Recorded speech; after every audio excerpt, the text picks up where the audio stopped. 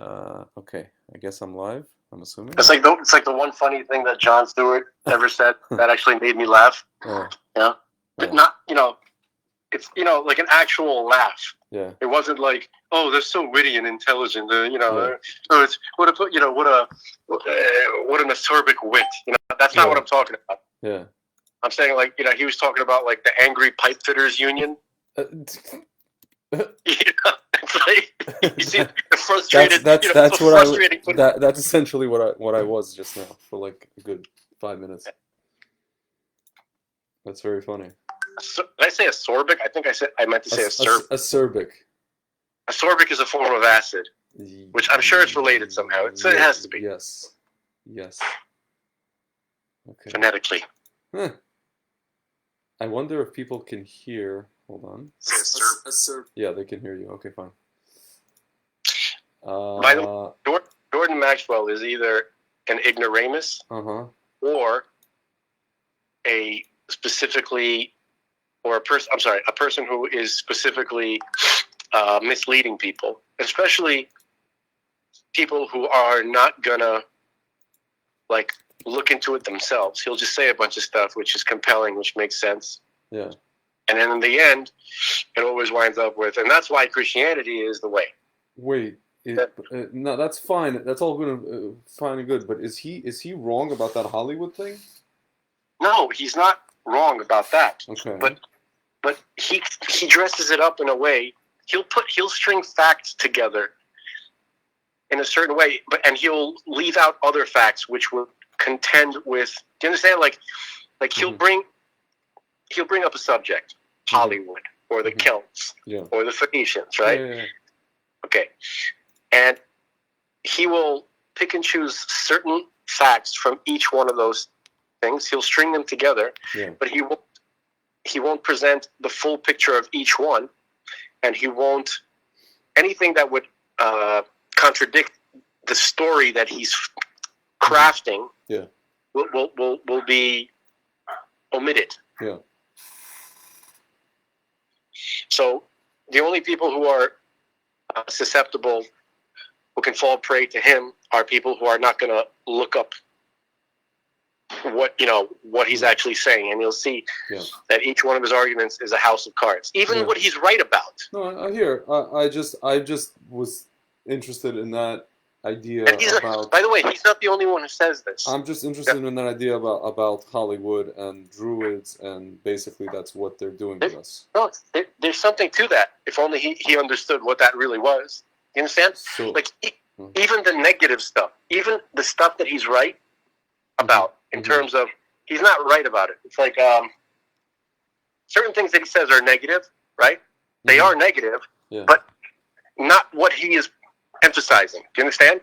Like he doesn't even understand. No, probably. I get it. So his whole thing is not to get bogged down in the facts. It's just about. What is it? I think did Biden said that, right? Don't trouble. No, who said that? Don't trouble me with the facts, something like that. I don't know who said that. Somebody but whoever that was thousands and thousands of years ago. Yes. I'm sure every generation has a person who says that, but so he's the kind of guy that he'll weave together a story like a mosaic, little piece here, a little piece here. He wants to put Jews and Druids and Canaanites, and that's all one thing. Yeah. And I know. I've seen that. I noticed that. So the guy's a moron, Yeah. or he's evil. If I give him the benefit of the doubt, he's just a moron. There's a lot of evil. Not evil, but there's a lot of morons who inspire. Evil only exists because morons exist, as we've seen. Well, I don't know. Evil can contribute to moracy. That's true you mentioned that in the last show that the only reason these people are able to do their evil is because a-holes exist, and a subset of a-holes are just stupid people. Yeah, I don't know. It's probably not that simple either, I hear it. Which days. So I think, I guess, I just want to be kind. Yeah. We are very critical of a lot of people. We got to be kind whenever possible, right? Yes. So basically, what I want to say is, not every moron is evil. Yeah, I know. That's for sure not. For sure not. Baruch Hashem, if that were the case. Yeah, I just watched. This like awesome. It was epic. It's on YouTube. Tovia Singer. Yeah, dude, we interviewed him. I produced an interview with him. No, that's awesome. Like having guys like him is off the hook. He's great. He's great. Yeah, but so he just released a video just now of him. He was talking to this really, really, really loud missionary, and on Ben Yehuda Street. It looked like next to Kikar. Yeah. And he lives around there. He lives close by. Yeah. And the guy was just like spouting off. He's like, oh yeah. He was like fire and brimstone, this and that. And then Tovia Singer engaged him and saying, you know, why are you saying that? Come preach the gospel to me. Explain to me why I should. Yeah. You know, and everything that he said, he easily counted. Easily. He basically wanted him to pitch me, and then he just departed. No, but it wasn't just that. Tovia Singer is not trying to make a fool out of these people. He's not. Mm-hmm. Okay, this guy is a little bit mashugana, but he was sincere. Okay, and he talked to him, and Tovia Singer was telling him, look, Hosea chapter 11 verse 9 says, "I am God, I am not a man." Mm-hmm. And he just, everything that he would counter, he said, no, that's not where, Ezekiel did not say that. Where you're quoting is John. You don't realize that. You have to look into the original, read it in Hebrew, learn it, read it. And the guy finally calmed down. Yeah. He was like listening. And then the guy's like, okay, I'll go take a look at those things. Yeah. And then as he's walking away, Toby's like, do you want to keep in touch? Yeah. And I was almost in tears. Wow. And he wasn't being a jerk. He was sincere. Yeah. I mean, Tovia was, you know what I mean? Like, he used to mess with missionaries. Yeah. But I did that as a kid. That's funny. Because they would come to my house. Mm-hmm. You know, they would knock on the door. Yeah. And then I would basically drive them crazy. Because I was pissed at them because I thought they were evil. Right? But I didn't realize, when you're 15, when you're 16, you don't realize that there are some people who perhaps don't have all the information that you have. And even though they mean well, they think they're doing good. Of course. Right? So you got to recognize that and be a little gentler when possible, anyway, but when I lived in Astoria, Queens years ago, this is before I kept Shabbos, Jehovah's Witnesses ladies used to come to my door Saturday morning. And one time I opened the door, and the thing is, I had basically kind of the same beard as I have now, but maybe a little bit shorter. But I also had long hair, kind of like like these Italian soccer player guys, that kind of length. And I had an Israeli army T-shirt. So I opened the door, and these women are like, "Have you heard about Mr. JC today?" Yeah. Lately, or something like that. And I'm like, lady. One time I was just like, lady, take a look at me. Take a look at what it says on my shirt. They started cracking up, and then they were like, understood. And they walked away. I don't think they ever came back. I think because they came like a couple times before that, and I didn't give them the witty, answer that I gave at that time. So that was like the last interaction I had with them, but it was very pleasant, because they understood that like I'm not going to buy what they're selling, essentially. There's not even a chance. But they were just kind of like, well, it's like they're basically trying to sell. They tried to sell a popsicle to an Eskimo, but in that case. You're trying to sell a ketchup popsicle to a woman in white gloves, right? Yes. In this particular Tommy Boy, love that. Huh. I learned that from Tommy Boy. I'm sure that's not from Tommy Boy originally. It's not from Tommy Boy. Was not Tommy Boy a comic work of art? It was a work of art. I love the part where he's like, and I have my little sail, and he like shows it. He's like, and then he's like, I have my little sail. He's like, I hold it, I love it, I pet it. I'm just like paraphrasing. JoJo, like JoJo, the Indian circus boy. And then he's like, and then I crush it, and I right? And then what was it? The waitress. She's like, God, you're pathetic. Okay. She's like, God, you're pathetic. But then she brought him. He was trying to convince her to bring him the shrimp cocktail. Yeah. Right? And she brought what he wanted, and then what's his name? Spade was like, you see, you were natural. You were just yourself. You didn't care what she thought. You this, you that, and you won her over. And she brought you the what's it called, the soup or whatever it was. Remember, he was trying to make the sale in that guy's office, and he was like, this guy had like these classic models on his table, and he's like, here's why you should buy Callahan brake pads. I think it was, right? Yeah. He goes, because if you use the other guy's brake pads, you go, here, you got this family. It's here. They're rolling. Oh, we're going to the Sunday church picnic or something like that, right? Yeah, he's like playing with it. And all of a sudden, oh no! Look, here comes oncoming traffic. Oh, I'm losing control. And then the meat wagon comes, and he goes, "Oh my God!" And then the new guy's like,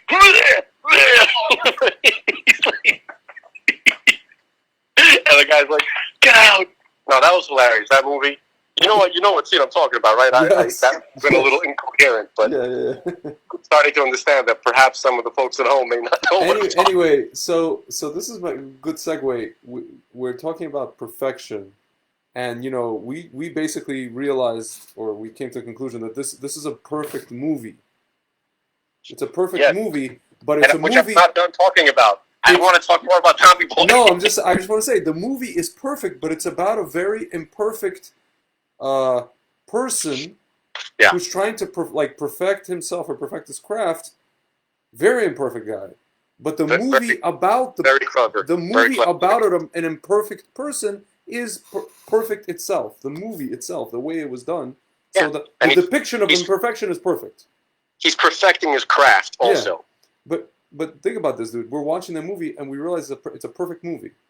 The movie is perfect. The way it was done was perfect.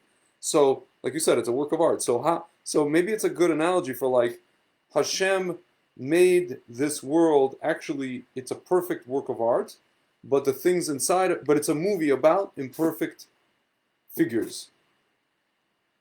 Yeah, that fits to me. Who are just trying to get through, the sale and the trying not to screw up, trying not to have their hood of their car fly off and the deer, whatever, the moose run into the car, and they're just driving and they're singing the song with their friend and they're crying, And they're trying to prevent Dan Aykroyd from acquiring their father's company. Mr. Zelensky, unfortunately. Yeah, it's from acquiring the company. They call me Zelensky all the time because of that movie. Yeah. And I still like it. Yeah.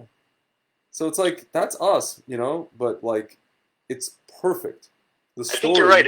It's a good metaphor. It's a good metaphor. I'm trying to find a way. I'm trying to find some flaw in it that I can criticize, but I can't. There is no flaw. There is no flaw. I will find it though eventually. Yeah. No, so we were talking about like two concepts of perfection. One concept is like, I guess, in the context of maybe you could talk about it. Maybe you could talk about it second, which is the Mashiach thing, or why we need a Mashiach, like you said, Ben David, to come and facilitate that. But the first thing we spoke about was why does it seem that people, in particular, and no offense to anybody watching, in particular, Gentiles like to present themselves or their lives as perfect or as close to being perfect on social media. Like, what's up with that? So do we have to be careful to not offend Gentiles? Because I may not participate. We have to try because we have a lot of Gentiles watching this. We're gonna, Yeah, they know, but they know. Look, I think the Gentiles know that I know that offend people in general is not the right thing, and yet I like doing it. Listen. Say everything you're gonna say, everything you want to say. You should say. Everybody watching this understands that we're saying this within the context of Torah archetypes. Yeah, well, that too. Or hashkafa or philosophy. We're not saying it to like, there's no racism going on over here. That's true. Like, for instance, no, that does happen to be true. That kind of ruins my fun in making people think that I'm racist. You basically ruined it, but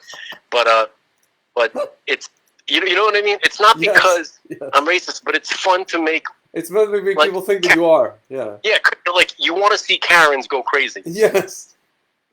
No, but this is the thing. Are the viewers of this thing, whether it's on Facebook, whether it's on YouTube, it's kind of the same type of people. Even the Gentiles who know Torah, or I guess you can call them. They have a sense of humor. They have a sense of humor, and they also understand what's going on, what's flying. So, which is good. Okay. If you force me to get serious, we'll get serious. So let's talk about. You can be funny within that, if you want. Yeah, we'll try. Blanche.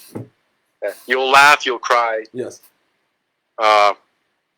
So earlier we were talking about like how some Gentiles seem to have like a perfect life. Now, obviously, that's a borrowed term. Yeah. It's clear that no finite being can be perfect at all.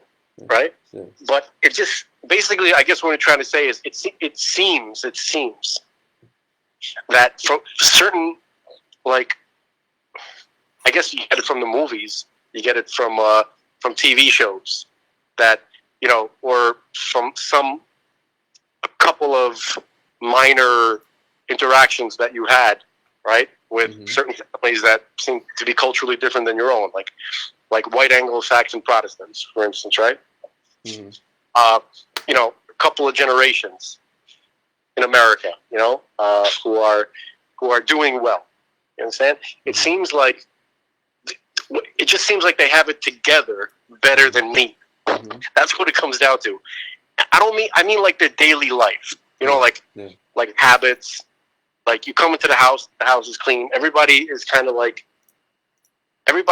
on top of their basic maintenance, their basic hygiene.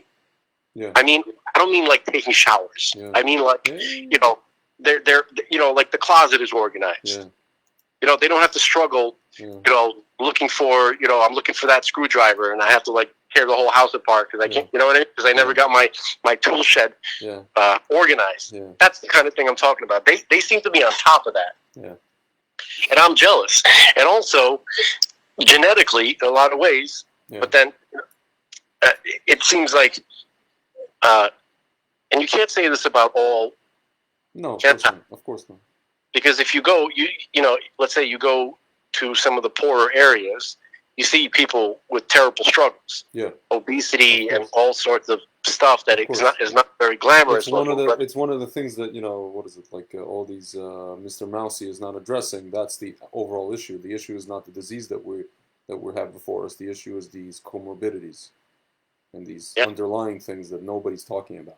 They don't even want to begin to try to solve them. But anyway. Of course they don't want to. They're hoping that COVID would wipe them out. Yeah. That's what I think. Yeah. Be careful when you're saying that here, by the way. So I shouldn't have said the schmovid. I should have said schmovid. You just use code. Can you dub that? You got to learn how to dub stuff. I can't dub it live. I'll see what I can do when we say in Russian, обработаем это, You got to get that same dub guy who dubbed the kung fu movies from the 70s. He's like, and then the mouth follows. Yeah. The mouth doesn't match the sound. Right. There's something wrong with your dub. You must fix your video and your audio sync. That guy sounds exactly like some of the IT guys that you talk to. Like AT&T. They have people who can speak like English and they technically very well, but there's something up with their cadence. Yeah. It's very difficult to follow. Yeah. Understand? And it's like it sounds like it's like those, like you have those two. I think it started with the wild and crazy guys. Steve Martin. Yeah. And I think it was Dan Aykroyd, right? He was the other wild and crazy guy. Yeah. And they're like, oh, we're all wild and crazy guys, they're not Americans, but they don't really tell you where they're from. But it's kind of what is it? What do you call it? Olive-skinned newcomer? They're not olive-skinned. These are not? Okay. These are like Swedish Chazzes or like Czech, like Czech guys or something like that. They're trying to be like swinging studs from the 70s. So speaking of Chaz's, you were mentioning this morning about with these Gentiles. Once in a while, they'll be like that Chaz guy you meet in the gym, who helps you, who helps the poor. He wants to help. He wants to help. Yes. But he doesn't understand. Yeah. That he doesn't understand that it's not that simple. Yeah. Something going on. Yeah. He doesn't understand that in the middle of the weightlifting session, we might have to run to the bathroom. Well, that's for other people. Because we ate too much gluten. That really wasn't my issue. Although I've seen people suffer from that. Yeah. My issue is that, let's say I go to this is going on for years. I go to the gym, and I was at least blessed with strength. You know, like I can compete in that respect, right? Yeah. And I was eating all the same stuff that the guys were eating, but I was staying fat, and they were just constantly ripped. Yeah. I'm not even joking. It's like, yeah, I know. Well, the thing is, you should know that a lot of those guys were, like in my high school, it's called cycles. They're doing, because a lot of them play football and lacrosse, and they're doing the steroids during the season. And so all of the, lifting goes to muscle. All the things they're eating goes to the muscle because of that. I'm just talking about. I mean that is an issue, but yeah. So I'm talking about, like, what's funny is that in that respect, even the guys like who were like trying to help me, they weren't trying to help me gain mass, because that was not my issue. Yeah. They had to cycle to keep up with me with my quote unquote gains. Yeah. I don't want to use that term. And it has become obnoxious. It's become like a Gen X terminology. Yeah. It's always been obnoxious, I guess. Yeah. But my so they were trying to be my cut coaches. How to cut, how to get cut, that kind of stuff, right? Yeah. And so they were cycling, but they were skinny to begin with. You understand? Yeah. That means like any gains they got, you could see right away. Yeah. Right? So. Yep. And we were having the same diet. We were eating the same thing, and they couldn't like, they were stuffing themselves, and they still couldn't get.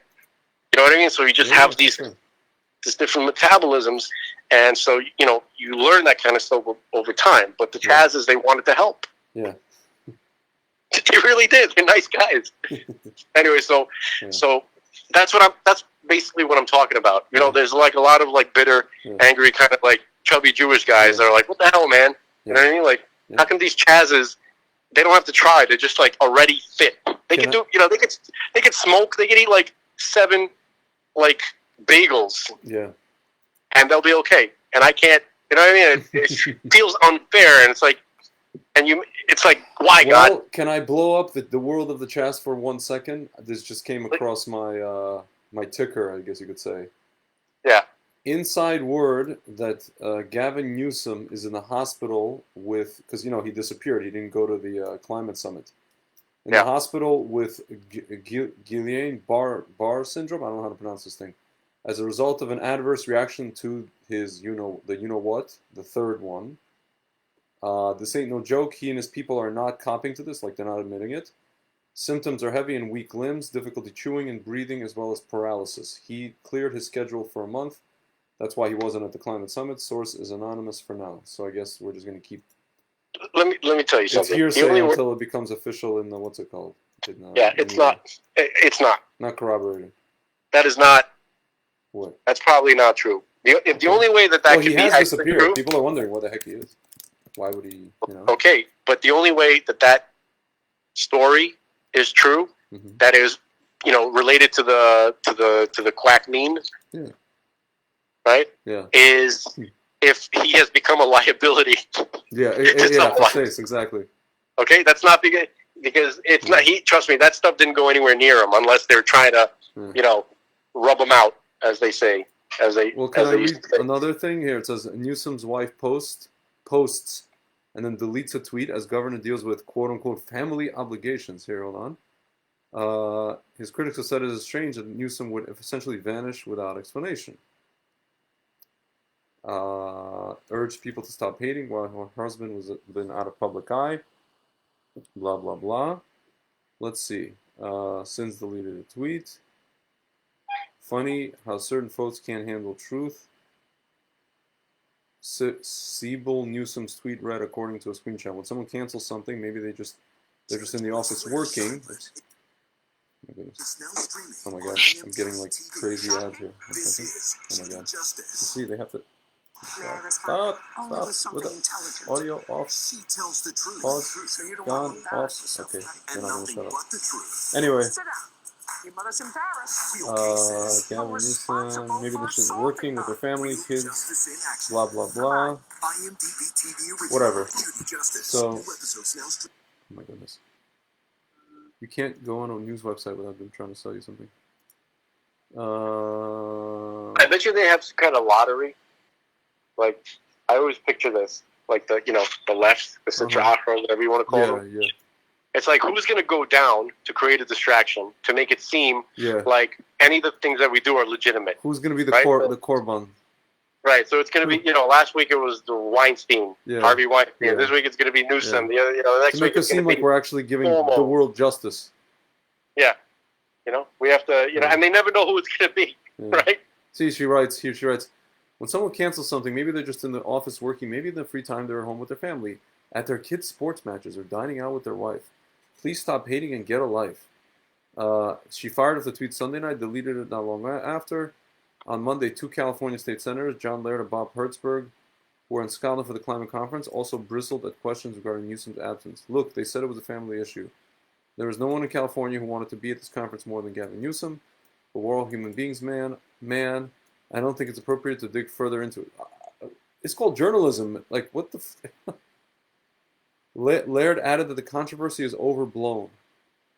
Okay, when they say that, I think it's not overblown. I think it's something. Oh, something's going on, that's for sure. Yeah, see, it says some conspiracy received this rooster shot before in his last public appearance. More conspiratorial-minded individuals on social media have used the governor's absence to cast doubt on the safety of roosters. 21 million Americans have received roosters to date. And there is broad consensus among health experts that roosters are safe and effective, with snide effects similar to the second thing of the blah thing. Really? Like even snide effects you can't say?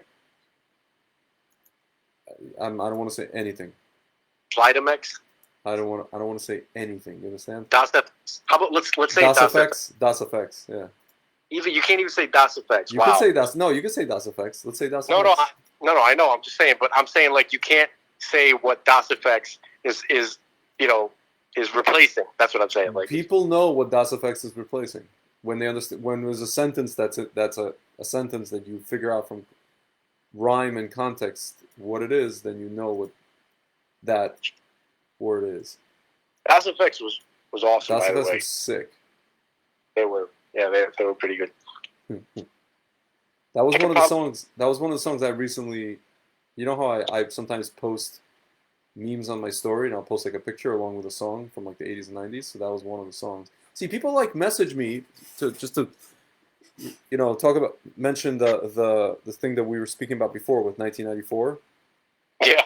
Like, dude, people message me. They're like, "Yo, why do you only post? All your music is like from the 90s and the 80s and 70s." I'm like, bro, because everything after that is awful.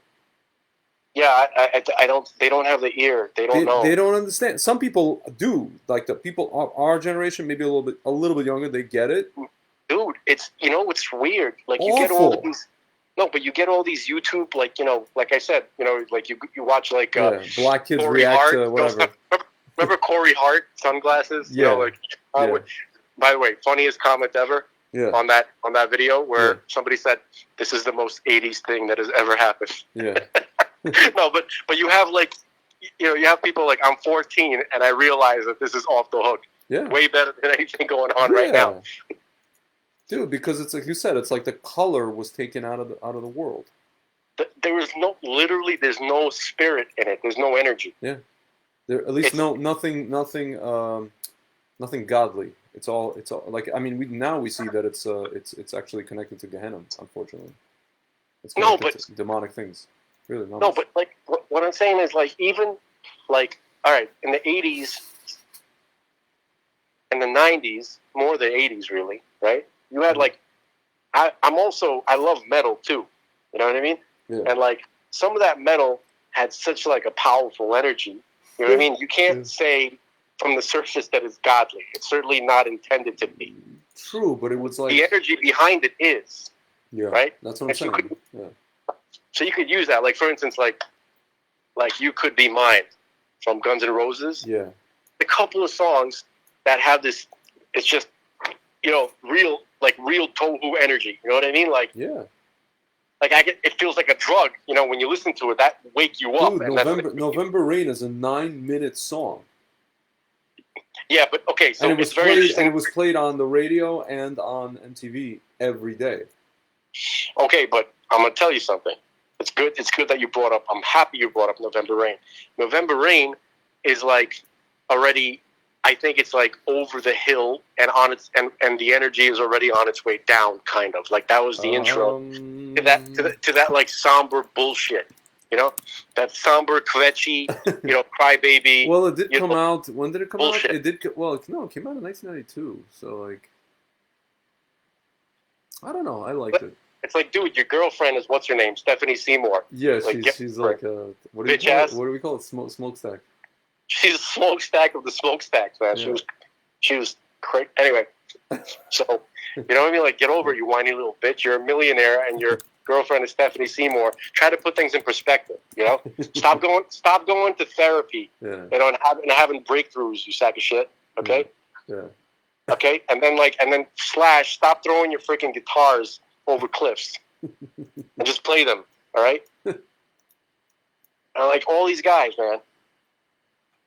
I think there's like one Jewish member. Yeah. No, Slash is Jewish. Slash is Jewish. Slash is not Jewish, so that's not true. Hold on. I heard that rumor a long time ago. He's like, dude, he's black and British. Well, even the black part is British. He's just. Okay, never mind. No. The other guy. Wait. The dude who he died. Was named after Romanian American cartoonist Saul Steinberg. Saul Hudson / Wait, so who the heck was Jewish in Guns N' Roses? Somebody was over there. The guy, I think it was the drummer, one of the original members who died. We have to get to the bottom of this before we continue on to our main topic. I might be mixing this up with one of the original members from Red Hot Chili Peppers. It could be. His name was Saul, and he died. Hold on. This gentleman, there's another guy, this guitarist. Hold on. He's not Jewish. There's a Frank. Oh no, this guy's black. Huh. Dizzy Reed. No, it doesn't look like anybody over there was Jewish. That's really weird. I thought Slash was Jewish. I don't know why. Who cares? It doesn't matter. Yeah, whatever. It doesn't matter. And even gay music was awesome from the 80s. You know how much gay music I listened to? Which music? Are you kidding me? Like gay music. I didn't realize that it was gay at the time. You talking about like RuPaul? No. I'm talking about Pet Shop Boys. I'm talking about that was sick, dude. By the way, do you know what came out right in the it was a sick remix right when the pandemic started. It's the pandemic remix of West End Boys. West End Girls, bro. West End Girls. West End Boys, West End Girls, whatever, yeah. No, it's West End Girls. West End Girls. No, West End Town, Dead End World, something, yeah. See, they have the, here. Pet Shop Boys, West End Girls, new lockdown version. It's really great. I wouldn't, honestly, after seeing re-releases or remixes or sequels I normally don't like them. I'm very weary. But this is actually very, very good. I mean, did they add any shit, or they just tried to enhance? They added a little bit. They made it kind of more housey, but it's very. I don't know. It's very good. But the production is. Listen, you know me. I wouldn't. I wouldn't bother with it if it was bad. The reason why people like that track is not. I mean, it sounds great, but because it brings you back. Yeah. To a moment in time, you can't mess with that. Here, hold when on. I found out I had HIV. Maybe you can hear some of it. Hold on a second. It's cool the way you did it. I sent you. Chains of Love is one of the gayest songs ever, and one of the most awesome songs ever. Can you hear it? No. Turn it off. It's an abomination. It's not. It's actually pretty good. I like it. It is an abomination. It's not an abomination. It's a horrible, horrible abomination. It's not. It's actually shall not be entertained in this. In this. Well, I'm not going to say in this. This is your podcast, but I don't have to. I don't have to let it go in my ear holes. Okay? Anyway, they're missing the point. That's remixing into a house thing. You're missing the point. No, but this is whatever. I sent you the YouTube. You can listen to it on your headphones on the system, so you properly get the. Dude, I saw Pet Shop Boys in Jerusalem. That's sick. In 2000. Do you know it was in the Valley of Gehenna? Ben Gehenna. Yeah, I used to live by there. That little they have like festivals down there and like all kinds of food. Do you know how what it was like? It was awesome. Like I understand lefty euphoria. I get it. Yeah. You know what I mean? Like yeah. It feels beautiful, and I wish it was true. By the way. Yeah. Do you understand? Yeah. Like, and I don't know if Pet Shop Boys necessarily can qualify, you know, like as lefty lunatics. By the way. By the way, only one of them was gay. Yeah. I mean, they're gay friendly. Yeah, they're just like they're part of the gay scene. That doesn't mean they weren't gay. They were. Yeah, one of them I think was. I wouldn't say they're part of the gay scene. There's probably like multiple gay scenes. Like there's cooler gay scenes, and then there's like trashier gay scenes, like people who like Cher and Madonna. You know what I mean? Like the dumb. There's a lot of dumb gays, by the way. I don't even. Can we not? No. Listen. You're trying to channel Norm Macdonald. The problem is. I was for one minute. I wasn't channeling Norm, not consciously. What I'm saying is that there was like this idea, which is well founded, by the way, that gay people were always intelligent. They were well mannered. They're decent people, and you know they have incredible taste. All true, by the way, in a lot of because, for instance, there was a guy. I knew a gay guy from when I was very little. He was a family friend. They didn't know he was gay. Yeah. This guy, probably shouldn't say his name, but he passed away. Unfortunately, passed away a while ago. Yeah. And he was he was really an awesome dude. You know what I mean? Yeah. Like he took me to see E.T. Mm-hmm. And every time I remember him, I just think this is an awesome guy. I never, you know, I couldn't give a damn, you know, if he was gay or not. And it really bummed me out for a long time when he passed away. Mm. And he fit that description of the intelligent, well-mannered, excellent taste, you know, just all around awesome dudes. Yeah. But then, like, you start to realize that's not universal at all. That's true. You got people like they're just demented idiots. You know, they're some of the stupidest people I've ever come in contact with are like, you know, gay or pansexual or whatever. Every time I hear that term, I think of Pangea. And then I think of Jurassic Park. Some of these guys look like they belong in Jurassic Park. And I think of Jurassic sexual. I don't know. It's like I get these like associations, and it's just like a train of associations. It's like this. Yeah. So you had that. You back in those days, you either had that or you had the Blue Oyster Bar type gay. Oh, from what's it called? From Police Academy. That song kind of how do we start? What's it called from this? That sounds like it belongs in a Russian restaurant. It does. It's been played in a restaurant.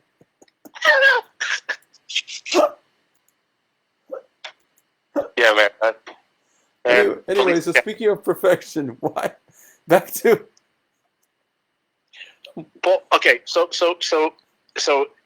when we were talking about earlier, when we were touching upon perfection, it just seems like, you know, I'm basically jealous of people who seem to have it together, who are better looking than me in much better shape, whose closets are organized better than mine, and their whole operation seems to run a little bit smoother, right? Yeah. And I'm always trying to find like reasons, like, oh well, because obviously their life is easier because of that and that, but then it all falls apart on closer examination. Of course. And it ends up being, no, they're just better than me.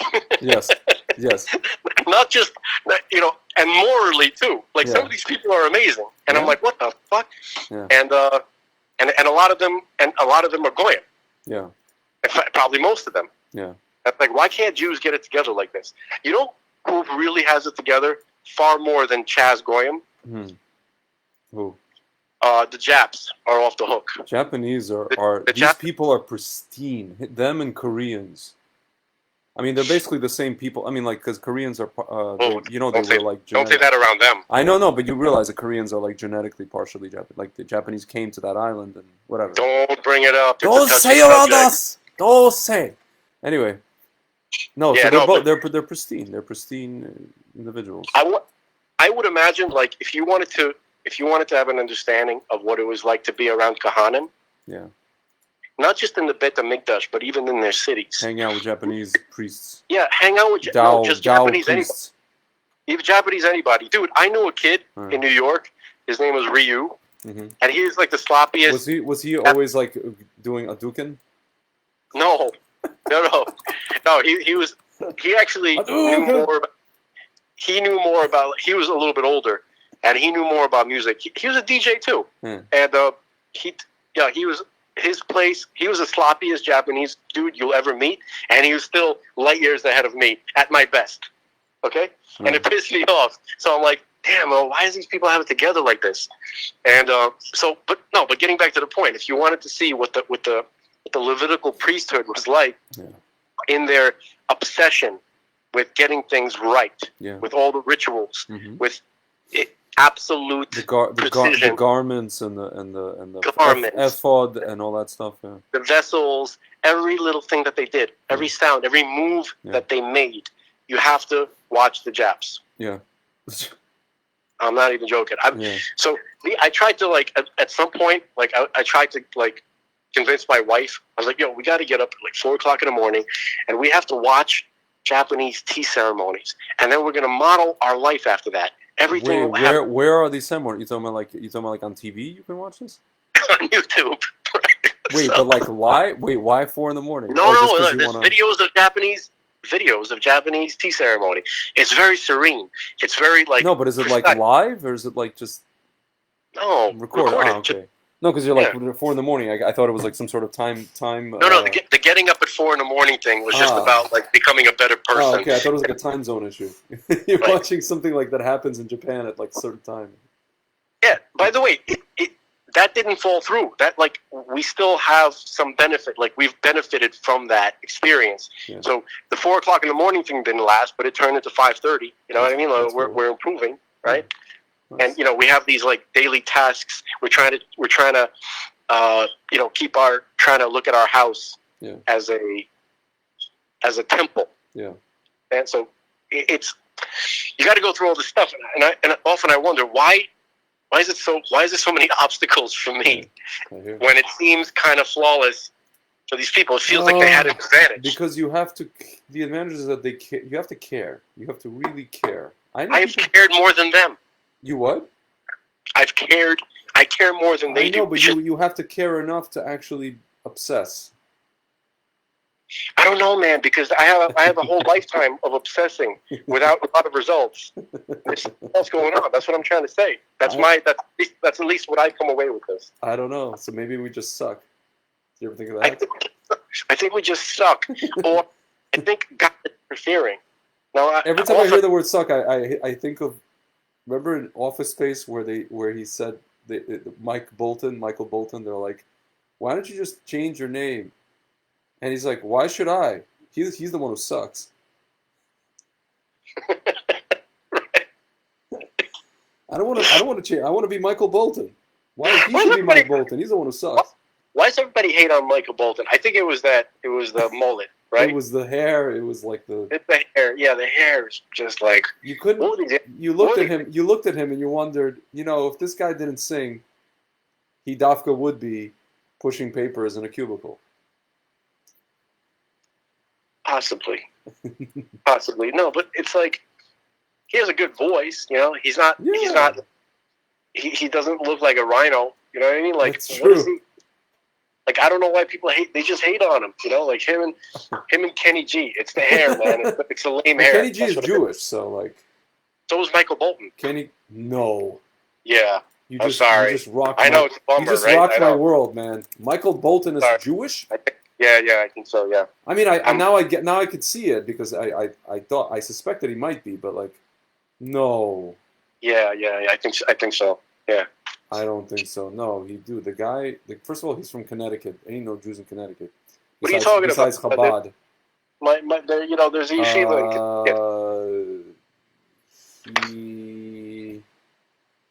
New Haven, Chabad yeshiva. He is not. Hold on. He is a tribal.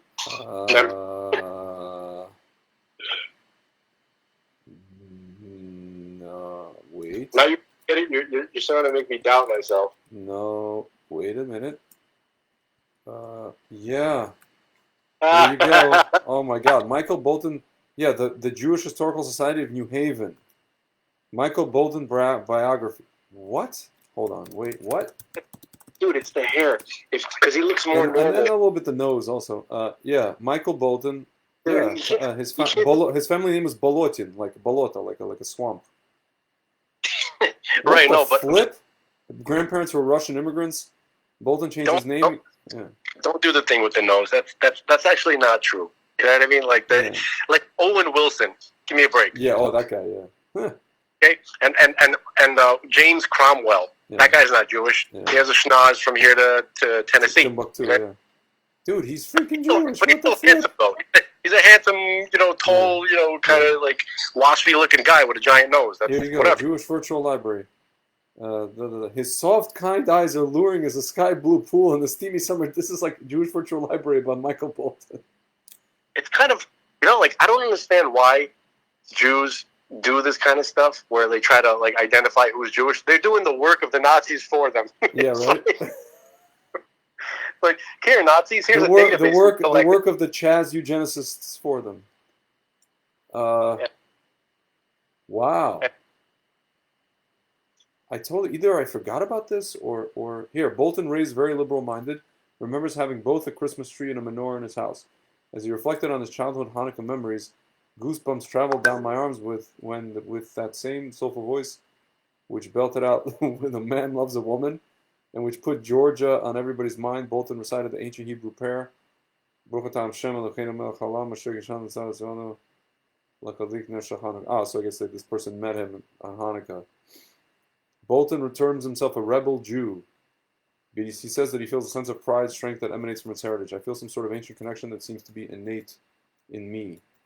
His grandparents kept a kosher home. Few know that his Nordic-looking heartthrob, whose music wrestles so descendant of Jewish people, of Jewish grandparents. Oh, interesting. Look at this. It seems like God or some cosmic connection has been ringing Bolton's phone off the hook as yet another friend calls to extol the study of Kabbalah. Who knows, perhaps Michael Bolton, as Madonna, will soon change his name to Moshe and be back on his feet again in prayer. Who wrote this? What? Weird. I mean, this Jewish virtual library. Let's see, who wrote this crap? Lifestyle. Oh! This woman on a Lifestyles article written by Aliza Davidovit. She's on this woman is on Facebook. She has like a blog or something. That's funny.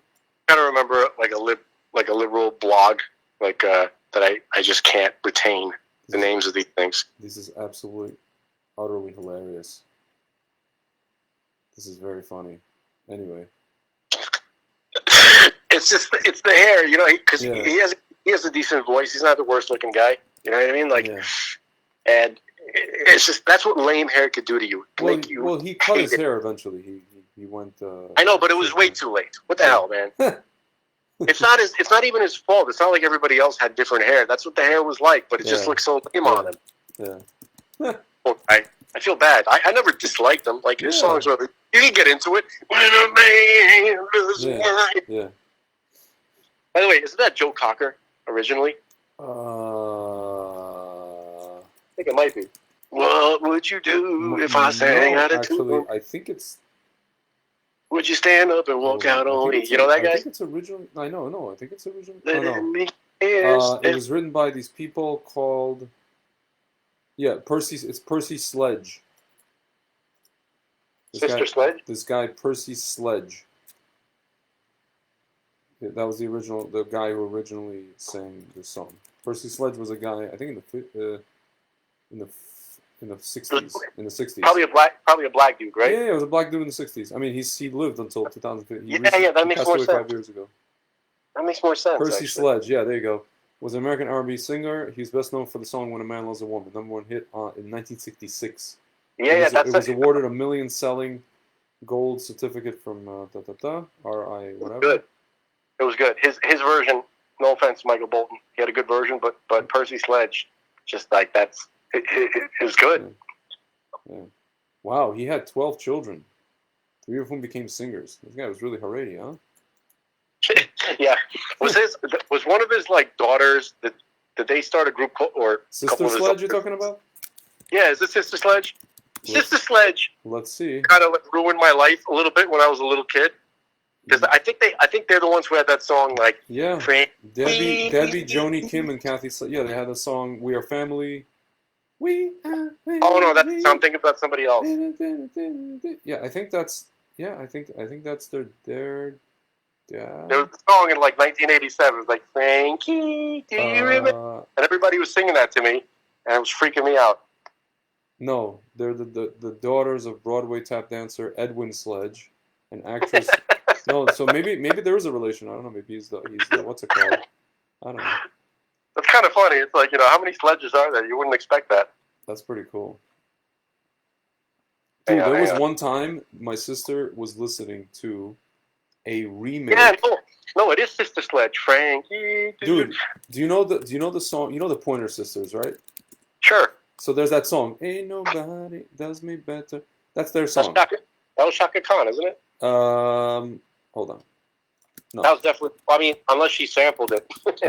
She sampled it. That's their. Oh no, it is. I'm sorry. That's Shaka Khan. Yeah, Shaka Khan. So yeah, that was Shaka Khan. So my sister is listening to my sister is listening to some version of that song, and I go to her, Rachel. Probably sucks. Do you know that's? Yeah, it was terrible. It was like a modern version, 5 years ago. I'm like, do you know that's Shaka Khan, right? She's like, who? I'm like, that song is not the original version of that song that you're listening to. And then I had her play the Shaka Khan version, and she was just like, whoa. She's like, what? You blow, speaking of these little kids who realize the 80s are good, or in this case, blow their mind, right? Like, holy crap, that's so much better. Yeah, the song is from 89 or something like that? 83, I'm sorry, 83. Yeah. And she's just like, what? It's just funny, You know what they did? They found, they studied Nile Rodgers's production methods and what he produced. Who is Nile Rodgers? Nile Rodgers is probably the greatest music producer ever. And N-I-L-E Rodgers. Nile Rodgers. Yeah, like the river. Yeah, black dude. Guitarist, Nile singer, producer, arranger, founder of Chic. Oh, Chic. Yeah, that's right. He wasn't originally in Chic, right? That's where he started out. But then he became sick producer, and all his tracks have. You can somehow, after a while, you can. I don't know how I can recognize. You could duplicate the. No, you can. I can recognize the tracks that he worked on from various artists. Sure. Right? Le Freak, yeah, Le Freak. No, I'm talking about after. He even worked with. You know that song by Brian Ferry? I'm talking about more that's disco stuff. No, I'm just reading on his Wikipedia. I'm just going off. Yeah. He produced a lot of songs, but one of the famous. Bowie, Diana Ross, In Excess, Madonna, Duran Duran. You know that song, "Don't Stop to Dance"? Brian Ferry. If I hear it, yeah. Here, Material Girl. He did stuff. It's so crisp. Yeah, that's what I was trying to explain that to my friend. We were talking about music today, and I was like, dude, if you listen to the stuff in the '80s, everything is so, like, there's no extra noise. There's like 2 or 3 or maybe maximum 4 elements. Everything is very soft. Everything is very crisp. Everything is very. But it even has that like that, even if it has that analog. Yeah. Like, what do you call it? That staticky. Yeah. That which is somehow charming. It somehow. Well, adds. can I tell you something? There's also this discussion people have been talking about. You know, the megahertz. Like at some point they change the frequency. Yeah. That's some real stuff, man. I actually. I think Kanye West has been talking about it. And he's like, yeah, that stuff's demonic. He went changed to like, this is what I think has happened. Yeah. Now I'm not going to be Jordan Maxwell here and just kind of like talk out of my ass. Yeah. I've been meaning to look into that, but it just kind of feels right to me. Yeah. No, it's real. I sat up one night just researching that because, you know, I'm a music dork. I'm a DJ. So, like, that's some real stuff. I mean, if you listen to it, you have an astute ear for that. And you, like, they literally showed, like, you know, music until a certain year, popular music, whatever. And then when it started with the whole, that changing over to that scale or whatever you call it, the megahertz. And then you realize, like, my God, that's when everything just went to crap. They went from, like, 30-something to 42, right? They went to 432, yeah, here. There's people made videos on this, here. 432 hertz frequency versus 4 here. There's a whole 432 versus 440. Conspiracy and comparison. See the plus comparison. 440 was the original, right? 1 second. No, 432 had to be what it was. I can't remember which one it was, man. Music is frequency programming. 440 is the new thing. 432 used to be, it was the old. So, like, I'm telling you, they have even, like, meditation videos about, you could just listen to stuff at 432 to make yourself. Now they even have a Mozart one. No, but that's what 80s is. It's 432. Yeah, yeah, and like early 90s. Yeah. Something. Yeah. So, like, you know when I think it happened. I think that I noticed a very, very. It felt like I came back to an alternate world. Like I came back to a different world than I left. When I went to Israel, when I was 18, I went to Israel for like a year and a half. Yeah. I got back, and everything was shit. People were watching American Pie, stupid movie. Me and my friend went to watch Dude, Where's My Car? We had to get up and leave like halfway through. Moulin Rouge was going to give me a psychotic episode. I couldn't sit through 15 minutes of it. Yeah. It was obnoxious and crazy, and then like I Turn to You was the song that everybody was nonstop. So fucking what do they call them? The Spice Girls. Yeah. Right. Yeah. It sounded like shit to me, and everybody was so into it, and I didn't understand what was going on. Can I read you like so? There's some commentary from just like bloggers about this whole this whole 440 432 situation. By the way, I got back. I went to Yeshiva in 1999. I came back and it was 2000, and there was something drastic change. Yeah. All right, continue. I apologize. Continue. No, it's okay. No, I agree with you. I felt that too. Yeah, you see, like, it's funny. See, they're all talking about how this is a conspiracy, whatever it is. Yeah, as early as 1885, the Music Commission of the Italian government declared that all instruments in orchestras should use a tuning fork that vibrated at 440, which is why would the government get involved in that? I don't know. Which was different from the original standard of 435 and the oh my God, these ads, and the competing 432 used in France. So that was Italian versus French. It's 1917, the American Federation of Musicians endorsed the Italians, followed by a further push for 440. Interesting. In 53, a worldwide agreement was signed. Signatories declared that middle A on the piano be forevermore tuned to exactly 440. This frequency became the standard ISO 16 reference for tuning all musical instruments based on the chromatic scale, the one most often used for music in the West. Dude, there, you don't even have to continue. No, I just wanted to, because there's some stuff. The tone standard is now universally accepted, which is why a piano in Toronto sounds exactly the same as a piano in China. Weirdly, no one can say for sure why this frequency was chosen in the first place. In fact, those among us who vehemently disagree with the standard. In fact, they consider 440 to be middle A to be abomination against nature. Adherents to this theory claim that a more natural frequency for a middle A is 438. Others believe that the correct middle A is 432, also known as Verdi's A, because it has a pure tone of math fundamental to nature and is mathematically consistent with the patterns of the universe, vibrating with phi, the golden ratio. They point to how this pitch can be connected to everything from nautilus shells to the works of the ancients, including the construction of the Great Pyramid. Furthermore, phi is all over nature, all over the Torah. Yeah. Furthermore, 432 resonates with 8 hertz, the Schumann resonance, the documented fundamental electromagnetic beat of the Earth. It just feels better.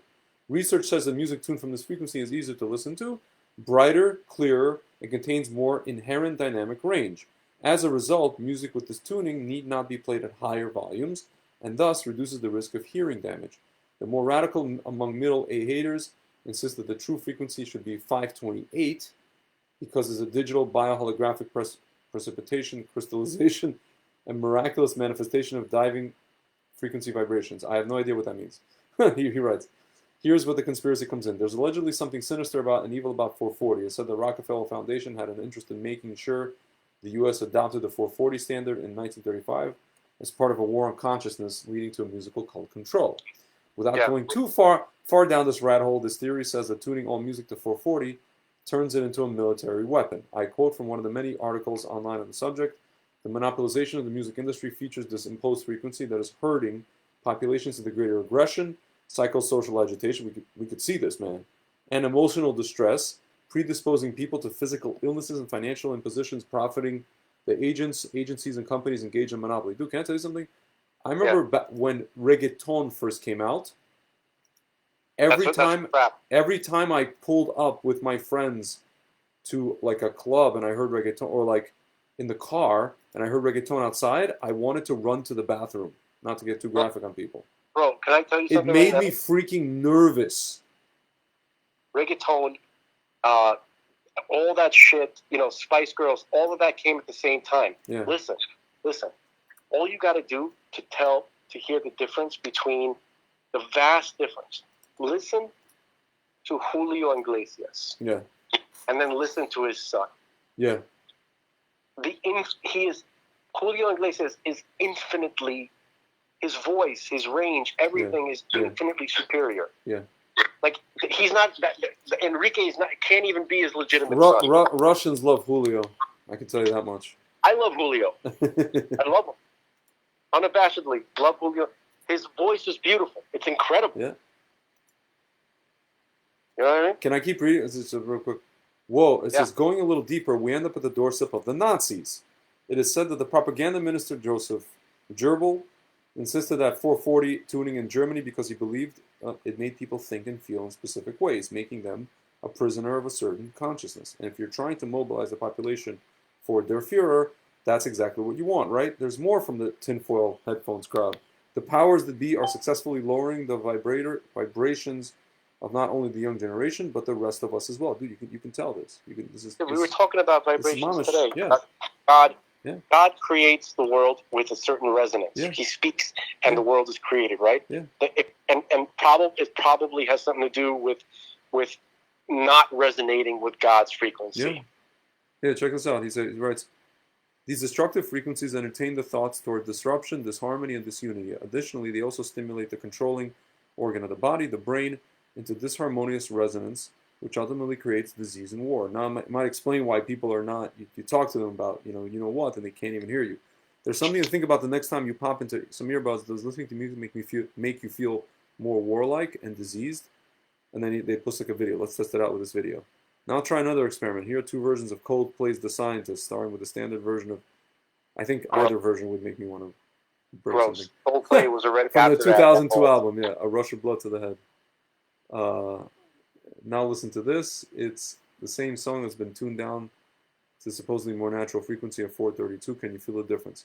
I've also been told that the different effects these frequencies have on our chakras. Songs tuned to 440 work on the third eye chakra, the thinking, while 432 stimulates the heart chakra, the feeling. Can we stop there for a minute? Yeah. Okay, so we have to, like, we can touch upon this topic, like, over, like, we could talk about it, like we can make it a theme, that we can work off of.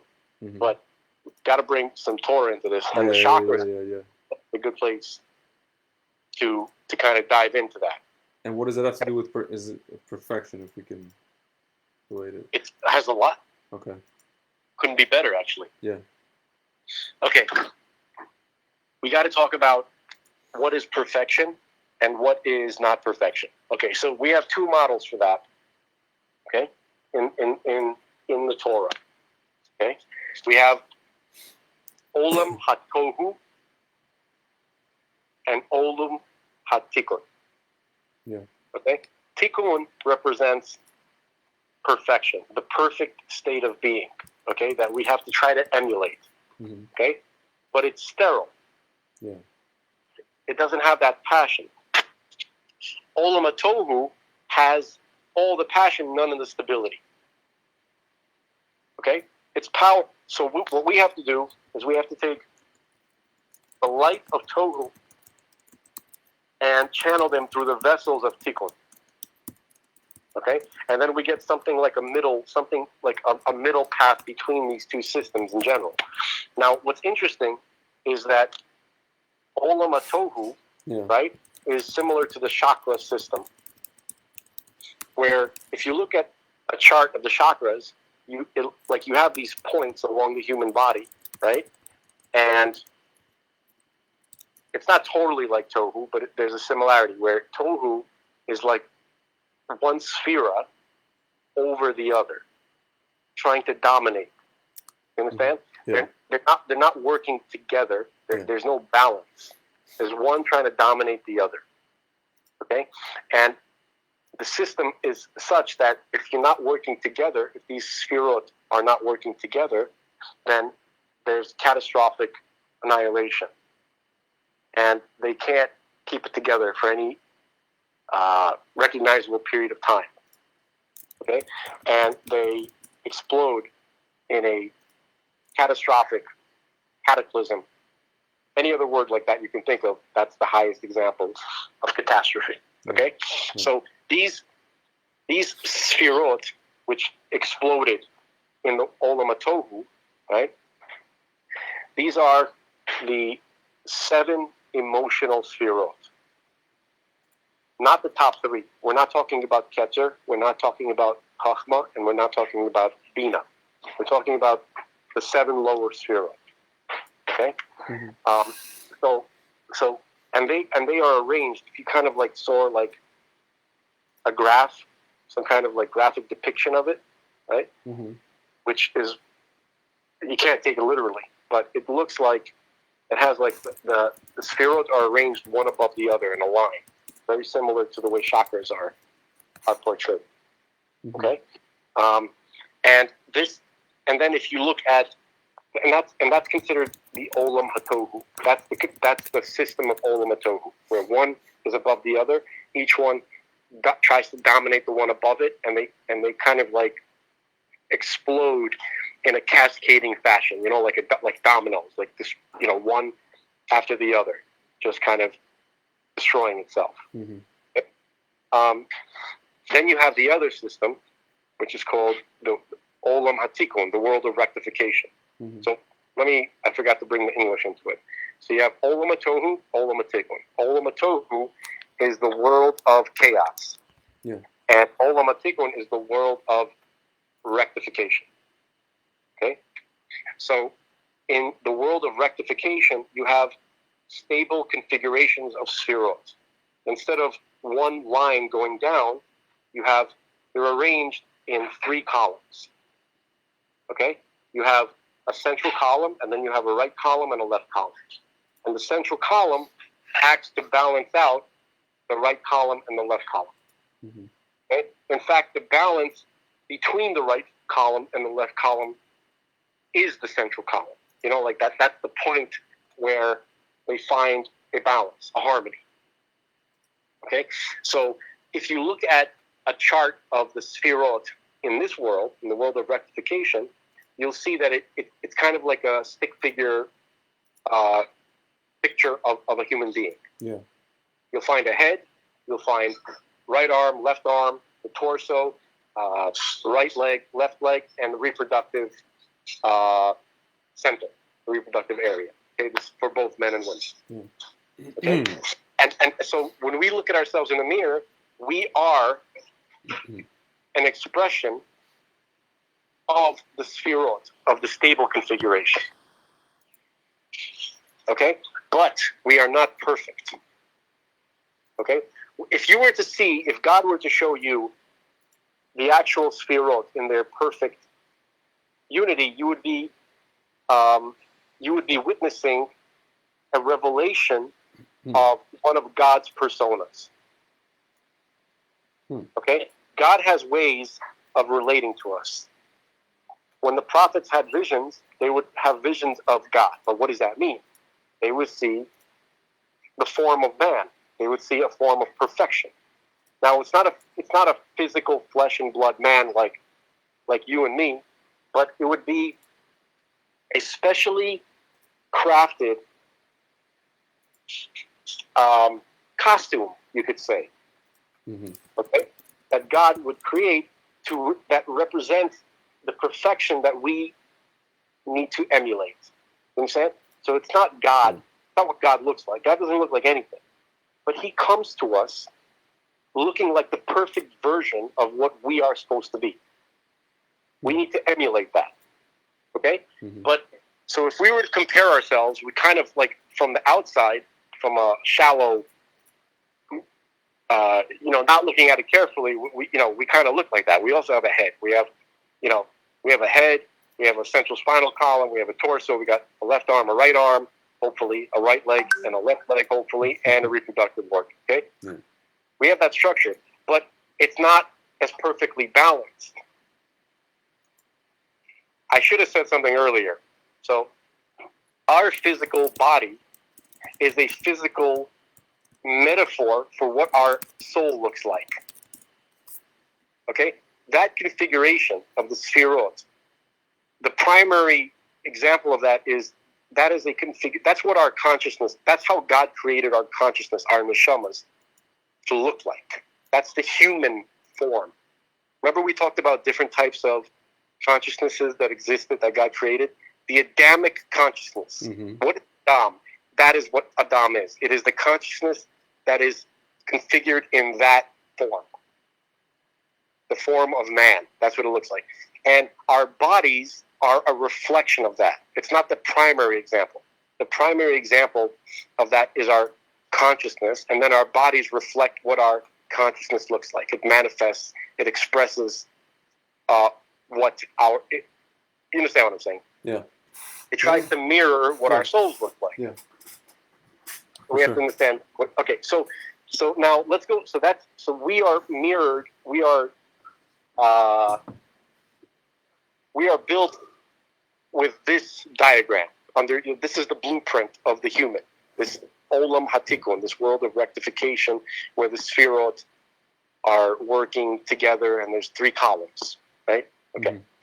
Now let's go back to the world of chaos, where you have one sphera over the other.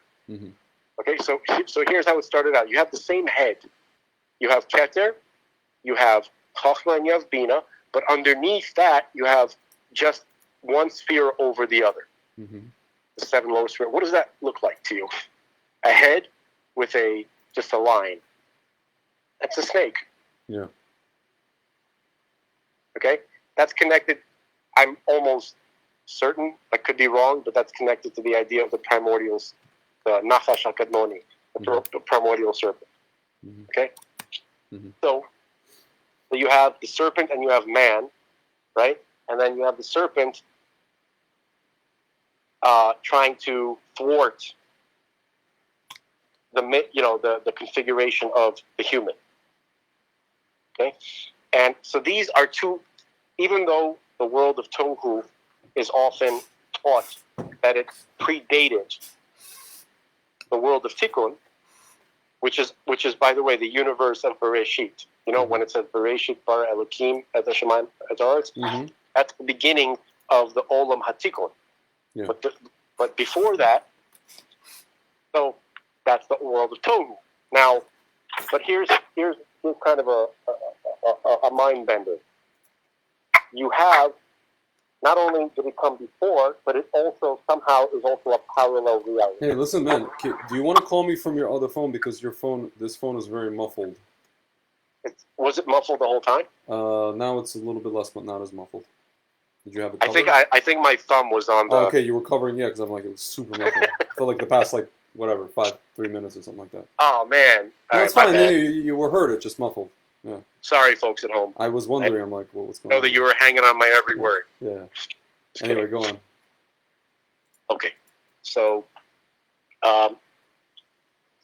you have even though the world of Tohu predated the world of Tikkun, yet somehow it also became a parallel reality. Because remember, time as we understand it began with Bereshit, Bara Elokim, Et HaShemayim Ve'et Ha'aretz. That's the first verse of the Torah. In the beginning, God created the heavens and the earth. So that verse begins the Torah, and that also begins our universe, which is known as the universe of Tikkun, of rectification. Okay, so before that, you had the world of Tohu, like we said. Yet somehow, we said that it was a parallel reality. Now, how's that possible? Time as we know it only began with, in the beginning, God created the heavens and the earth. Time as we measure it, time as we experience it, in this linear fashion. Okay? And not even in the beginning. That the time as we experience it only actually happened after Adam and Eve did the thing with the tree. Yeah. Okay? That created this linear time experience that we're having. Before that, we had time, but it was different. It was like... So, the point is that when you say that the Olam HaTohu, the world of chaos, came before the world of rectification, you can't even say that, because there's a completely different understanding of time where we can't relate to it. Yeah. So yes, it was before, and yes, it is a parallel. Now, and it's something that's happening in real time. So you have this world of Tohu, which is constantly producing destruction. It's constantly exploding, constantly dissolving. And what's interesting is that the material from the world of Tikkun is seeping into our world. Yeah. Okay? And we got to take that material and rebuild it and reconfigure it to the model that we were given. This 3-columned Sephirotic chart, which is a diagram of our consciousness, which looks like our body, the human body. Yeah. Okay? So, if you want to talk about perfection, that's what perfection is. Yeah. Perfection is taking the diagram which God gave us. God presents himself to us as the diagram of the perfect version of us. Why does he do that? Because that's what he wants. Yeah. Now, he doesn't want us to reach that perfection. He wants us to try to get as close to it as we can. It's like in math, I don't know if you were talking, calc and trig, the concept of like that as close as possible to the y or the x-axis or the axis without actually reaching it. A transcendental number like pi and phi are examples of that. You can't ever get it absolutely perfect. It's always out of reach. Yep. It's perfection that's always out of reach. So God comes. So when God comes to us in these visions, to the prophets, and hopefully to all of us in the future. Mm-hmm. So that's what they saw. Okay, they saw this diagram of perfect man and woman. By the way, it wasn't just like a guy. You understand? So man means man and male and female human. That's what it means. Okay, so that's what we have to try to emulate. Okay, and so that's what real perfection is. So. Okay, so let's calm down for a second. I'm talking to myself, really. Okay? So, when did this process begin, and where are we holding in that process? Okay, so let's go back to the beginning for a moment. Okay, so you had these olam atohu, these worlds that continually are destroying themselves, right? Mm-hmm. This kind of unstable configuration of Sefirot. Okay, and then God, if you read the first chapter of Genesis, what you're reading, like, day 1, day 2, day 3, you're reading God reconstructing the destroyed worlds, the fallen Sefirot of Olam HaTorah. Okay, so like day 1, that was the reconstruction of Chesed. Day 2 was the reconstruction of Gevurah. Day 3 was the reconstruction of Tiferet. Day 4 was the reconstruction of Netzach.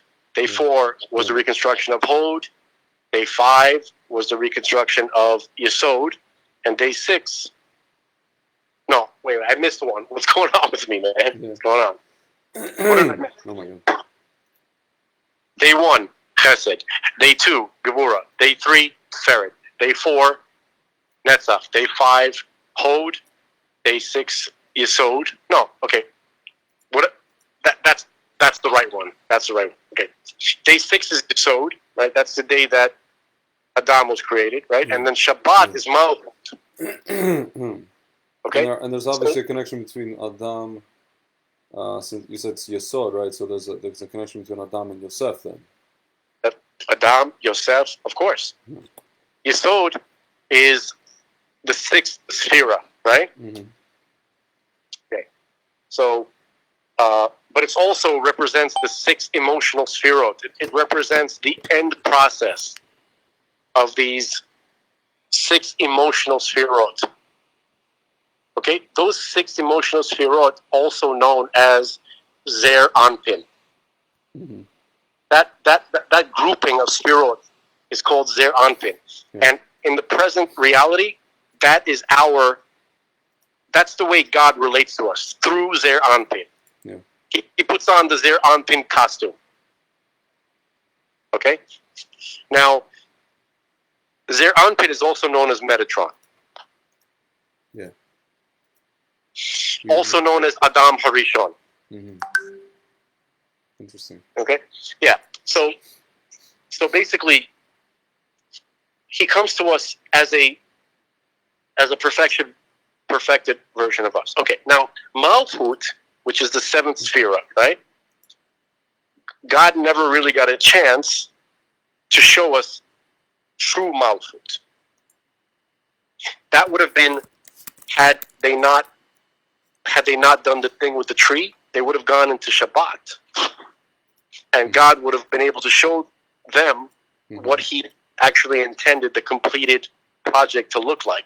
Nobody's ever seen that before. Mm-hmm. No eye has seen it. There's verses that say stuff like that. That's talking about Shabbat world that Adam and Chava never really got to see. Mm-hmm. Okay, our Shabbases are Shabbatim. Did I say that right? Shabbatot. Shabbatot. Like that. Yeah, that's right. Because it's feminine anyway. Shabbatot, of course. Yeah, like banot. Yeah, absolutely. Shabbatot are like little tiny sliver glimpses, very, very, very, very little. You know what I mean? Like just microscopic essence. It's not even bata b'shishim. Not even. Far less. Okay? Yeah. And so, but still, we get like a little something of it. Okay? But no eye has seen it. So that's what happened. Yeah. That's what happened there. Okay, so we never got to see the full perfection. Mm-hmm. That's what the full perfection was. Malchut, Chava, perfected. Mm-hmm. Okay, so talk about perfection. Now hold on a second. There was still a level of perfection that existed when Adam opened his eyes. Mm-hmm. That was considered a completed world to a certain extent. Okay, he was born into level of perfection, level 1. Now his job as the Messiah, because Adam was the Messiah of that world, and just like Mashiach comes, our Messiah, just like he comes to finish off the job of Mashiach ben Yosef. Yeah. Adam came to finish off the job of Hashem. Hashem was kind of like he did the job that Mashiach ben Yosef is doing now, kind of, which is kind of incredible. Okay, so and then he left one little tiny thing to do for Adam, to give Adam it's more than this, but at least to give him the feeling that he earned the world that he was going to experience for eternity. Yeah. Shabbat world. Olam haba, the world to come. Yeah. Okay? So, it's more than that. It's more than Namek Diksufa. It's more than the bread of shame. There's a lot more. Okay? Yeah. Plus, the bread of shame doesn't make that much sense. Okay? I mean, it does, but it doesn't. I don't know. It has to be a separate conversation. Yeah. But, okay, so he was born into an already rectified world, and he just had to do a couple of small things. But honestly, the time that he was acting in the world before the Tree of Knowledge incident, that could have, time wasn't operating still at that time like it is for us. Yeah. It wasn't linear time. It was all points of time operating at the same time. Yeah. Okay? And Adam had access to everything. Everything in our entire history, and way more than that, he had access to all of history, of our universe, at the same time. Yeah. That's how he was able to be the Mashiach of the entire universe. Okay? So his experience, that's what we call Friday, from the time that he woke up until the tree incident, from our perspective, is like a couple of hours, I think, right? Yeah. But had we been there, it would have felt like eternity upon eternity upon eternity. So he had a lot of time, and he had a lot of adventures with the Nachash. Yeah. Now, what is the Nachash? Why did God pair Adam with the Nachash? Because it says that the Nachash was his servant. Adam was sent to the world primarily to rectify the Nachash. Yeah. What's that about? It's because the Nachash represents the passion, the unbridled passion and that energy that comes from the highest sources. That's what God wants. Yeah. But he wants Adam to somehow tame that energy. Can I mention something? You ever see those that stupid thing, The Secret? I've heard of it. You know the whole thing, whatever. I don't know much about it. So it's basically like this. It's the rule of attraction. The rule of attraction, the law of attraction. So one of the things I was watching the intro to one of these videos, and it's talking about, it shows you all the stuff that happened in history and all the wars and all the and usually it's like men trying to achieve something. Men, dafka, not women. But actually it goes into man in general, but then it says what is the one driving force of all of this? It's the one driving force is desire. And then it talks about, and it gets into this whole kind of, I guess not such a Torah idea, but more just like a Gentile idea of just and then, whatever you desire, you can actually manifest it, But it really, it shows you, they were showing all the wars and all the, people conquering stuff and all the political machinations and all the just everything that happened in the world, all of history is because of desire. Nothing else. No other reason. No other cause. It's a very, very deep truth. It's not a Gentile truth. There's no such thing. Yeah. I'm saying they were talking about from perspective of like how to manifest your desires, basically. No, but that's okay. So that's very interesting. Do you want to finish a thought? Because I wanted. No. I just it reminded me when you said that. It reminded me of that thing, that whole scene. So the Kabbalists or scholars in general, they'll tell you that they'll teach that what is the motivation of God to do this whole thing, this world that He created? Right? Where does it come from? Mm-hmm. So they have these different levels. Okay, so you have see if I can get this right in the right order. You have the will, right? Let's start with the will. That's because that is related to the first sphera of Keter. Mm-hmm. But there's something even prior to the will. Where does the will come from? And this is, by the way, because every person is modeled after, in a lot of ways, in a very deep way, after God. Yeah.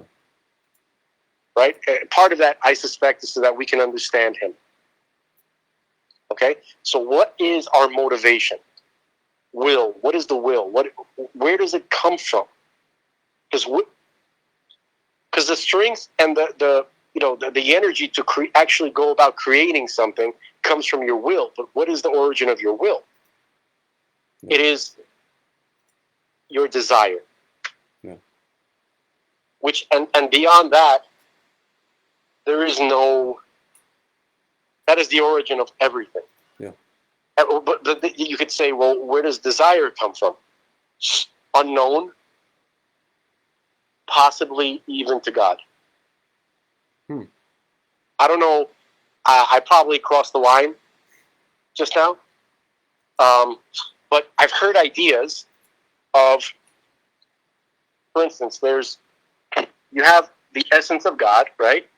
And then you have the light which is projected from the essence. That's what we call the Or Ein Sof. Yeah. Now, there's concepts that talk about God revealing His light to Himself. So, which means that there's some. I'm not going to say there was a time, because time doesn't apply to this. Yeah. But there's some aspect, not aspect even. There's really no way to talk about God. That's the thing. We don't have the language. Yeah. There's no language that can talk about God. But so let's just kind of understand that what I'm saying right now is because we don't have the real tools to talk about it correctly. For our purposes, yeah. But let's call them stages, even though stages imply time. Yeah. Okay? All of these stages are simultaneous. Mm-hmm. Let's call them processes. Maybe that's better. Yeah. Still, okay. There is a stage or a process where God reveals Himself to Himself before He reveals Himself to us. I forgot the Kabbalistic terms, the Aramaic terms which are used to describe. There's a whole Seder, what is it called? Is that nothing to do with Seder Hishtalsos, no? It is. No, it is. Dude, I think you're covering the receiver, man. I think you're covering the... Even now? Phone. Even now? No, you just were. Now you're fine. Okay. I'm going to be more conscious of that. I'm sorry. Yeah. Okay.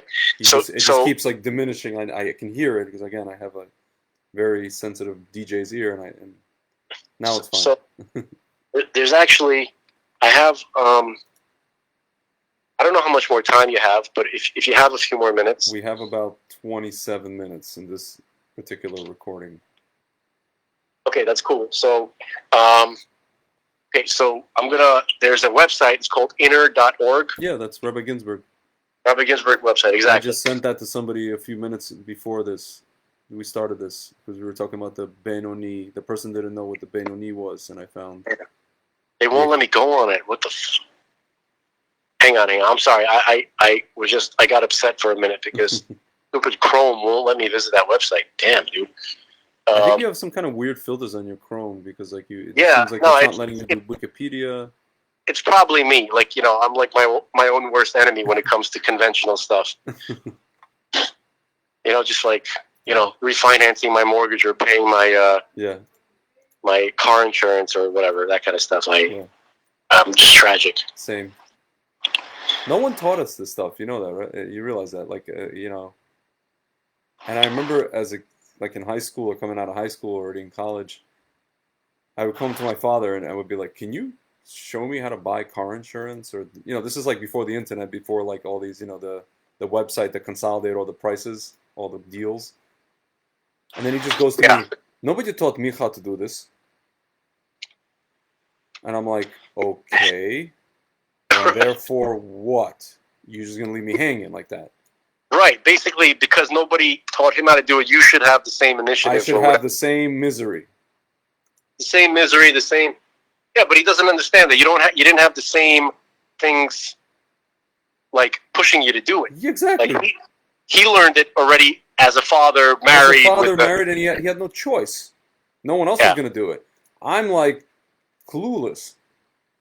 And as I said to you before, I mentioned this many times. Like what I was like in a mindset of like, why do I have to do any of these things? Why do I have to participate in the things that the world that I'm living in, or the Western world that I'm living in, wants me to participate in? Why do I have to get car insurance? Right. You know what I'm saying? Like it's like a fundamental question. Why the hell do I have to get what insurance is an optional thing. It's like getting insurance. I don't know. Like, okay, so if something happens, I'm not insured. Whoop-de-doo. Why do I need insurance to drive? How does that hurt anybody else besides me? That's for sure. Something happens. Unless you're saying I run into somebody else, but then they're insured. So it's kind of like with the stuff that we're talking about. The stuff that everybody's taking. Yeah. Like if they're insured, what's the problem? Why do I need to be insured? Again, back to the Ponzi scheme thing. You know what I'm saying? Yeah. So it's like I was just like, he didn't want to teach. Nobody taught me how to do this. Nobody taught me how to do that. It's a racket, dude. That's all it is, man. Yeah. Obviously, of course it is. And then I'm just like, wonderful. Thank you so much for the help. Yeah. I don't even know where I was going with this. What was the reference here? I think we could, if we reverse engineer. Yeah.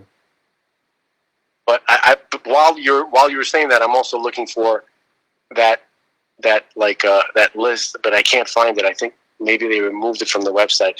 All right, let me see. Oh, we were talking about like doing, because you're refinancing mortgage and the same.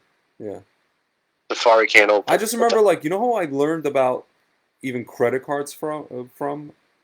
I have friends who like somehow found out information about like having credit cards. This is like, again, the year of 2000. I remember like straight out of like high school, how to get one, how to like build credit. And I'm like, why do I have to build credit? Why do I have to be in some system that somebody created? Why? Why do I have to do any of these things? Slavery. Obviously, it's slavery. You understand what like I didn't know, I didn't have the language to like express myself. I was just like, everybody's like, you got to get credit.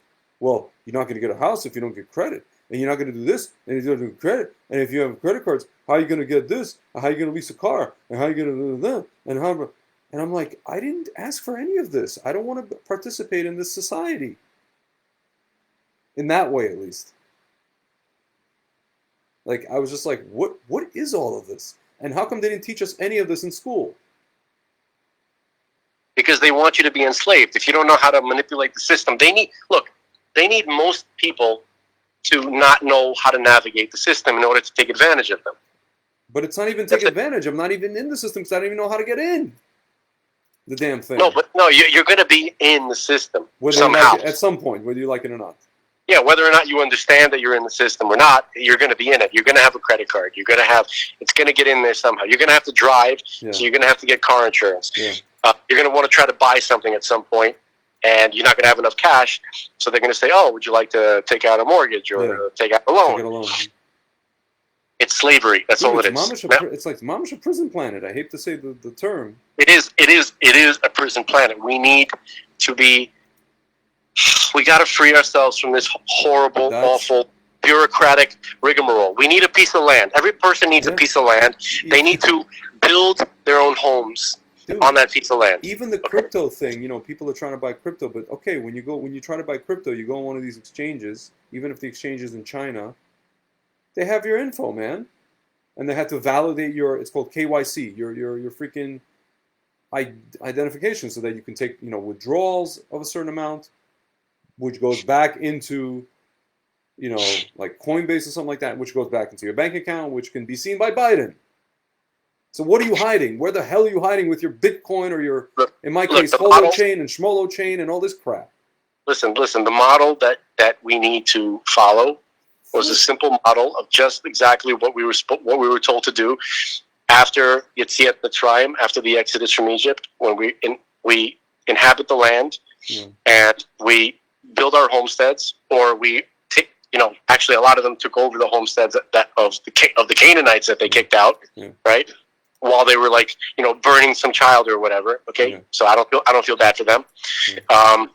But the point is, live on your homestead, grow produce, give God the chance to give you abundance, and stay with your family. Let it be a family affair. Learn Torah while you're working. This is a very basic system. Dude, why do you think everything you're describing? Why do you think I'm so attracted to this whole settlement thing? I understand that is the closest thing that comes in our reality today in the year 2021, 5782, to what that is. To what I want, or at least to what to escaping what I don't want. Yeah. So and in my own homeland. You know what I'm saying? No, and this idea of a chalik in Israel, like every Israelite has a portion in the land of Israel, right? What does that mean? I mean, it means a lot of things, but it means that everybody has their eternal ancestral lot, where there's no property tax. Yeah, Arnona, as they call it. Your little niche that God created for you to exist on, just exist and be. Yeah. Okay, so that if people experience the pure pleasure of that, maybe Americans had that for a little while. They had it on the Manifest Destiny when they went out to the West. I mean, obviously when they were fighting off the. Well, their whole thing was inspired by the Tanakh. The Manifest Destiny thing, going out into the range and. Absolutely, like you just want to live, and you want God to be the king, and He's not going to bother you. He's not going to demand, every conceivable tax. I mean, you have like the tithe, but that's like 10% to the what's its faces, the Kohanim, that's it, or the. No, anything. The tithe is not a tax. Yeah, I know. The tithe is God saying, like, I'm gonna give you everything that you have, including yourself. Yeah. I manifest it at every moment. Yeah. If I would stop for a moment, it would automatically not exist. Yeah. So everything that I give you, we're gonna play like a little game to create a relationship where you get to give me something back, even though it's mine, right? Yeah. Everything that you have is mine, everything. Yeah. So you take a little piece of that and you bring it to me, and then that keeps the cycle going. Okay? So it's a little bit different than getting taxed by parasites. But so I found it. Can I quickly go through? Okay. You've got 16 minutes. 16 minutes. That's an eternity. We're gonna cap this at 2 hours. This episode. Okay. They're cool with that. Okay, so you have something called Atzmut, which means God's absolute essence. That's the name of Rabbi Anava's website. Great. And it says about Atzmut, no thought can grasp you at all. He is neither something, nor is he nothing. He's absolutely outside of definition. For he is the absolute something as well as the absolute nothing. Okay, I know that's a little of a mind bender, but nothing, when it comes to Kabbalah, the word nothing is a misnomer. Yeah. There's really no such thing as nothing. Ayin. Like Ayin means yeshma ayin, something from nothing. So no. Yeah, something. Right, something is a thing. Yeah. And God is not a thing. But also, He's everything. Yeah. Okay, that's really what it's saying. So even when we refer to this term atzmut, which means God's absolute essence, even when we refer to this and other related phenomena with regard to God as His being, so this is also called the paradox of paradoxes. This phrase itself is not meant to define God, but only to describe the nature of man's experience of Him. And Rabbi Bach said this, that the Ein Sof, which is almost a synonymous term to atzmut, not exactly, but Ein Sof, for instance, it literally means without end, right? Eternal. Yeah. And it's not a name that we're trying to pin on God. Yeah. It's a name which refers to our attempts at grasping Him in futility. Yeah. Okay.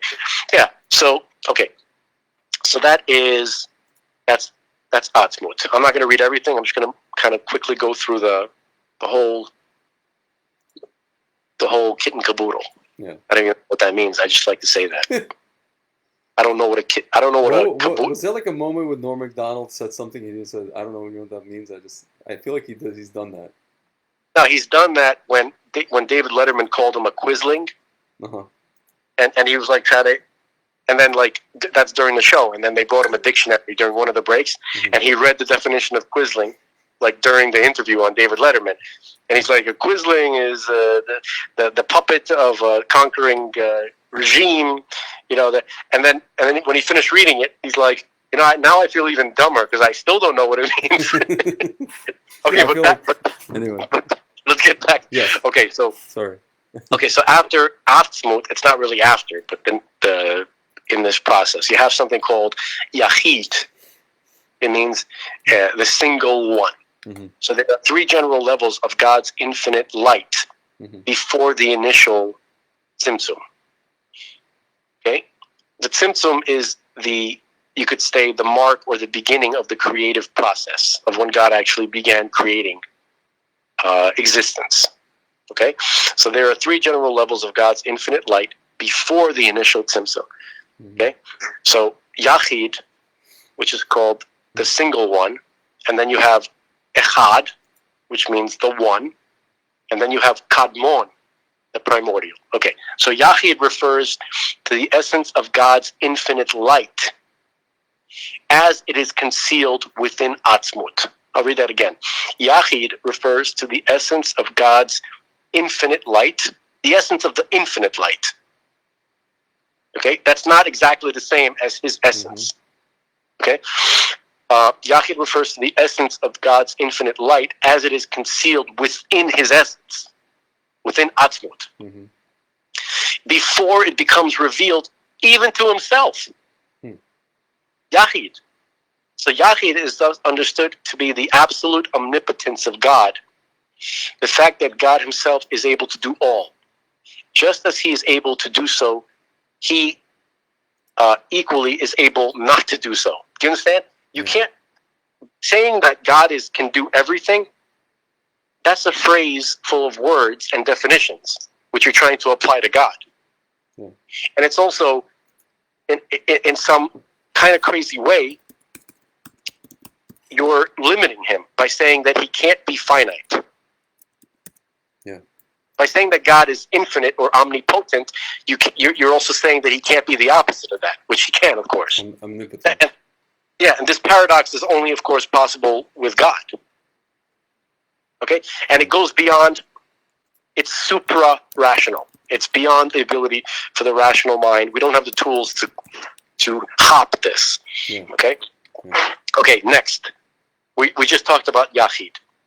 Okay? Now,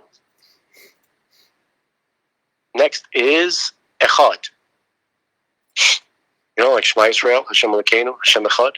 So here, God and His innate ability becomes revealed.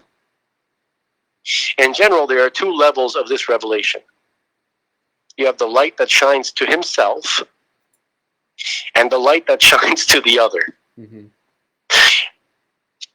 The light that shines to himself refers to the sha'ashuim atzmi'im. It means okay, so that's a stage that the word sha'ashuim, I believe, means the delight of his essence. Yeah. Okay, he delights in his essence. Okay, so, and then you have the light that shines to other, refers to the arousal within God's infinite light, as revealed to himself, to shine and bestow goodness to others. So first he showed himself, and then he wanted to show others, because he saw that he wanted to share the goodness that he saw of himself. So the meaning of the light that shines to others is thus, quote, for the sake of the other, for no other is yet in existence. Okay, so let's just see if we can boil that down. Okay, so herein lies the secret of Echad. Even before the beginning of the creative process, meaning before the Tzimtzum, from the moment, as it were, that God desires to shine his infinite light to the other after showing it to himself, right? Yeah. So, as it were, that God desires to shine his infinite light to another, there is, in truth, another, though absolutely void of any state of existence whatsoever. Meaning, it's only in potential. Yeah. So God and his desire to create, with the implied presence of creation itself, is here truly one. Okay? So this is the stage of reality where God and his creation are one. Okay? So in general, the level of Echad is the secret of God's essential name, Yud He Vav He. Yeah. The name that reveals to himself his very essence. Yeah. Before the beginning of creation. Even though before is, it doesn't make sense to even say that. Yeah. Okay, so now we had Atzmut, number one. Number two, we had Yachid, and then we had Echad. Yeah. Okay, so let me just quickly, I'm going to try to go through these stages, but with much less information about each one, just so we can kind of learn the language. Yeah. Okay, so now after Echad, we have this thing called Sha'ashuim Atzmi'im, which means the delight of self. Or, I'm sorry, the delights, plural, of self. Yeah. So Sha'ashuai, it's also called Sha'ashuai HaMelech. By the way, where are you reading this from? Inner.org. Okay. Oh, it's just from this website. Okay. /worlds. Rabbi Ginsburg. Okay. Yeah. Okay. So I can maybe figure out how to send you a link. Yeah. Okay. So it's also called. So the stage we're talking about is Sha'ashuim Atzmi'im, the delights of self. It's also referred to as Sha'ashuei HaMelech Be'atzmuto, which means the delights of the king in himself. Okay, so this is the first level of the revelation of God's inner light. His innate ability to himself, as it were, to reveal to himself, as it were. So the Sha'ashuim Atzmi'im are referred to as the light which shines to himself, in contrast to the light which shines to others. That's later. Okay, so I'm not going to read the rest of this. Basically, this is he's seeing his own light and then deciding. And by the way, this is everything that we're talking about. This process is all happening all the time at once, even though we're reading it here as some kind of separated process. But all these things are happening simultaneously. Okay. Next. Okay, so we just talked about God seeing his light to himself, and now he wants to decide to show it to others. Okay, so now after that we have Aliyat Haratzon. Okay, the ascent of God's will to create the world. Just as a king takes counsel with his closest advisors, so did God, as it were, before deciding to create the world, take counsel with the souls of his children, who are an actual part of himself. And these are called the souls of Israel. Okay? Mm-hmm. So you see the souls of Israel are not part of the creation. Interesting. Okay.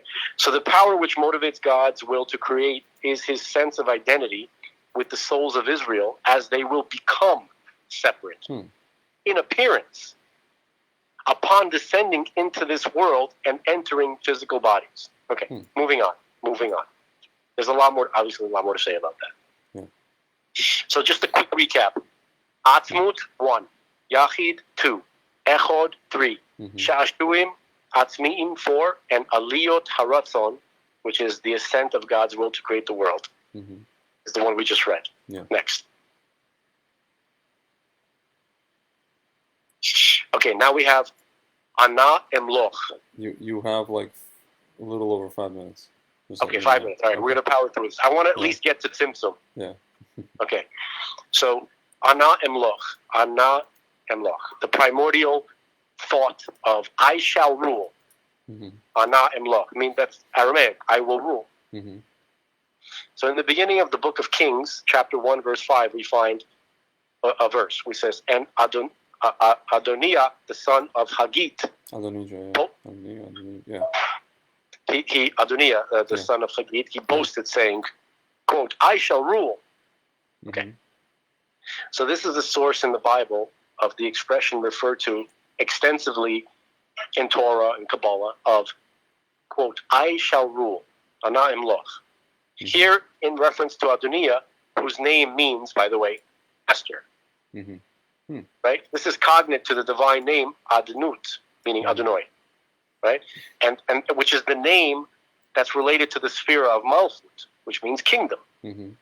Okay? And this is so this expression is one of pride and pretension, reflecting the unrectified state of the soul, when Adoniah was saying it. Yeah. Okay. We find in Kabbalah as well that the primordial kings of Edom, who appeared in the vacuum created by the initial contraction of God's infinite light, Tzimtzum fell and broke, died. We haven't gotten there yet. We're going to read about that later.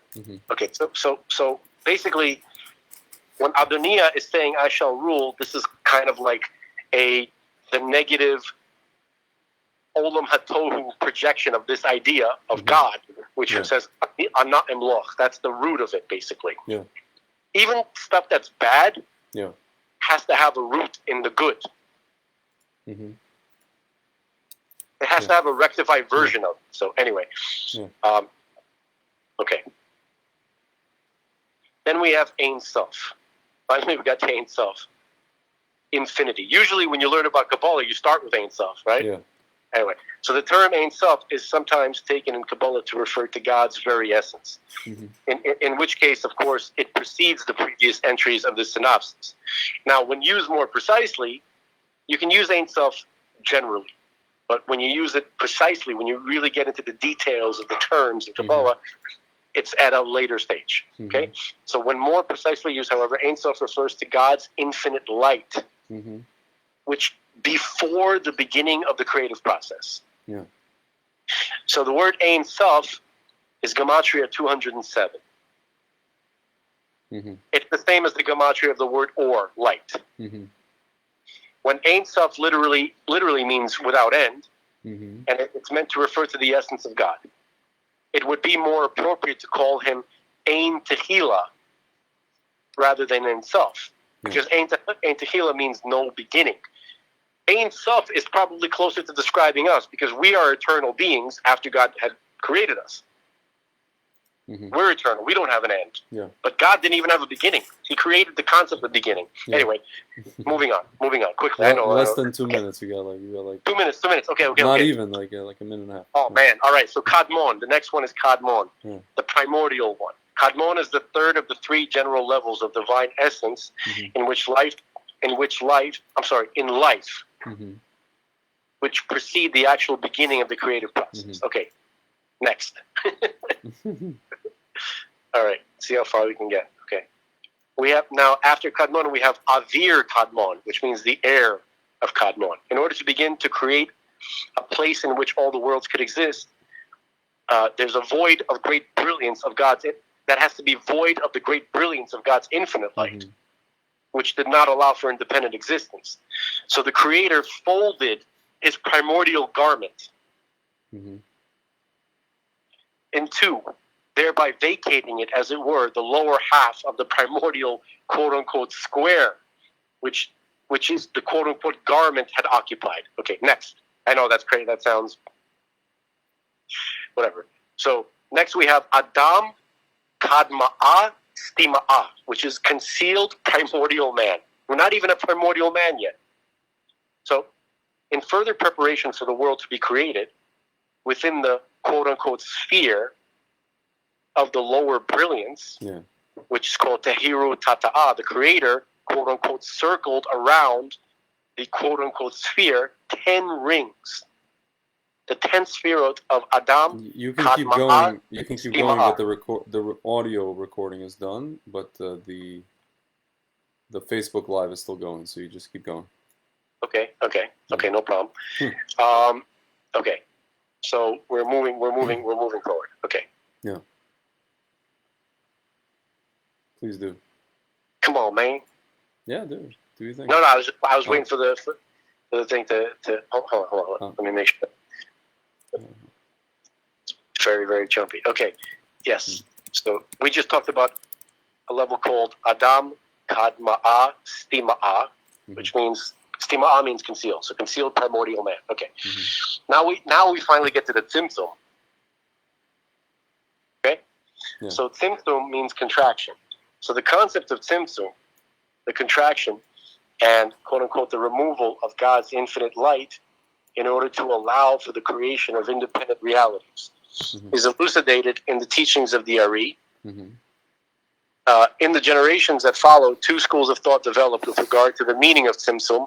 One took the concept literally, which means that they thought that God's infinite light is no longer present within the vacuum or the womb of the created universe, while the other, which is the other school of thought, which the Baal Shem Tov represents, and his disciples, they understood the concept as it's not meant to be interpreted literally, but rather to refer to the manner in which God impresses his presence upon the creation of finite reality. So God withdrew the revelation, the revealed part of the infinite light, the part that can be experienced, but he didn't remove it. Okay. So let's move forward. So that was Tzimtzum. Okay. Now we have something called the Rishimu. The Rishimu means like the residue or the impression. So the Rishimu is the residual impression of the infinite divine light that God withdrew, unquote unquote, withdrew from the creation through the process of Tzimtzum. Unlike the Rishimu of the infinite divine light and the divine plan of creation which remained in the Avir Kadmon, as mentioned above, here the Rishimu is sufficiently weak and virtually invisible. Forget everything I just said. That was like totally incoherent. Okay? The way that whoever wrote this, whatever, nobody's perfect and these guys are amazing anyway. Everything they said is true, by the way, but it's very, very mean. It doesn't take into account a lot of the stuff that we haven't gotten here to the ability to understand the sentence. But the Rishimu is, when God withdrew his infinite light, there was the only way we could say this is an impression of it that was there. So there's still some residue, some evidence of this light that was still present. Even though he concealed it, he concealed the revelation aspect of this light, yet still some aspect, some residue of it was there. Okay, next. Now we have the beginning of creation, the Kav. Okay, the Kav means like a line or like a laser beam. So they imagine, we talked about this vacated space, right? This quote unquote vacated space that the Tzimtzum created. This perceptible void, okay, which had some residue of what was there before. Okay, so God now he beams this like, and remember this is all allegory. He beams this like laser beam into this vacated sphere. Okay? And this is called the finite light. Actually, there's actually a previous stage which is called the infinite. Let me just read what he says here. Yes. Into the primordial darkness, the night of the vacuum created by the Tzimtzum, God radiated a ray of divine light. It is called the Ray of Mourning. Not mourning where you're tragedy. I mean, like early morning. Yeah. Okay, so this ray of mourning is the revelation of God's immanence in creation. So God prepared a special type of light, which is going to be the light that we use to perceive His presence in the creation. That's how we're going to experience God at some point. We're going to go beyond that too. Yeah. Okay, but I don't know why he calls it infinite light, but it is actually a finite light in comparison to the infinite light of the Ori himself. Mm-hmm. Okay, unless I could be mistaken, but this might have been a typo, maybe. Okay, so the first part of this beam.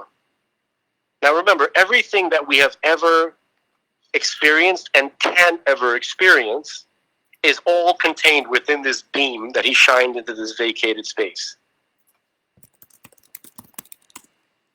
You following? Yes. Yes. Can you just give me one second? I'm sorry. Yes.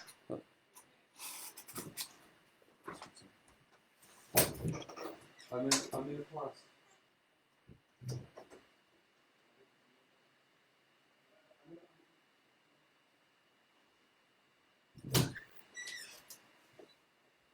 I apologize. Oops. It's no problem whatsoever. So the first part of this beam that enters into this quote-unquote void. Again, guys, remember, all these are divine metaphors. Mm-hmm. Okay?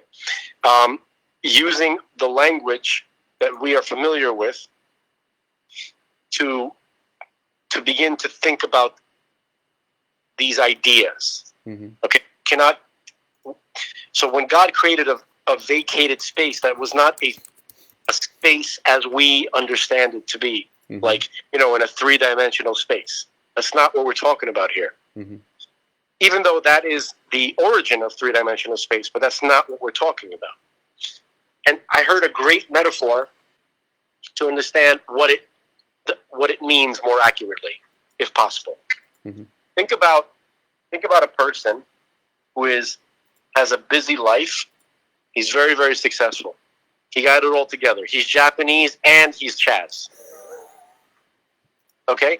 And he's friggin', he's like Warren Beatty on top of that. His schedule is packed. When he's not making billions, he's dating Stephanie Seymour and all her friends. Who else is it? Not Stephanie Seymour. Whoever. Paulina Poroskova. Yeah, Paulina Poroskova, right. Whoever it is, okay? You name it, he's a guy, okay? He is a busy man. He's a bachelor. He's the most interesting man in the world. That's right. All of a sudden, somebody drops off a baby at his front door. Okay? And he can't, and remember, this is not a perfect metaphor. Of course not. But now he realizes that's his baby. Mm-hmm. So now he has to create a space in his mind, in his life, for someone else. Do you understand? Mm-hmm. It was all about him, but now someone else came into the picture. So he had to carve out a space within his mind, within his will, to accommodate another, the existence of another. Yeah. Okay? He's going to take care of this baby now. So, of course, this is not a direct metaphor. Because you can't, I would never make a direct metaphor, to try to compare anything to God. but this is a human situation, which perhaps there's touching just barely upon what God had to do in order to accommodate us. Yeah. That's what the Tzimtzum is. That's what the hollowed out sphere in which this metaphorical hollowed out sphere in which he created all of existence. Yeah. Okay. So I mean, so that's about as close as you're going to get. Yeah. He needed to create a space within something within his mind, I suppose. Okay, that can accommodate us, existence itself. Okay, yeah. So now when he beamed that beam into this space, that is us, but it's also our experience of him. Because remember, we are one in reality. Okay? Yeah. And now we're about to get into the Sphirot. So Adam Kadmon is kind of the first stage of the Sphirot system upon which creation is going to be founded upon. Okay? So now I'm going to read about Adam Kadmon. Adam Kadmon is the first partsuf. Partsuf means like a costume or a mask, something that God relates to us with. Okay? And again, it's about us. The reason he comes looking like this, quote unquote looking, is because that's what we look like. Mm-hmm. But of course, he created us to look that way. But that's how he's gonna relate to us. Okay, the first example of that, the first time that kind of thing begins, is called Adam Kadmon. Mm-hmm. Okay? It's the first partsuf to become manifest in the halal, which means, by the way, that empty spherical space, that metaphorical, it's called the halal. Okay, mm-hmm. which sounds a lot like the word hollow, right? Yeah. Which results from the tzimtzum, this contraction. Okay, this room that he made to accommodate another.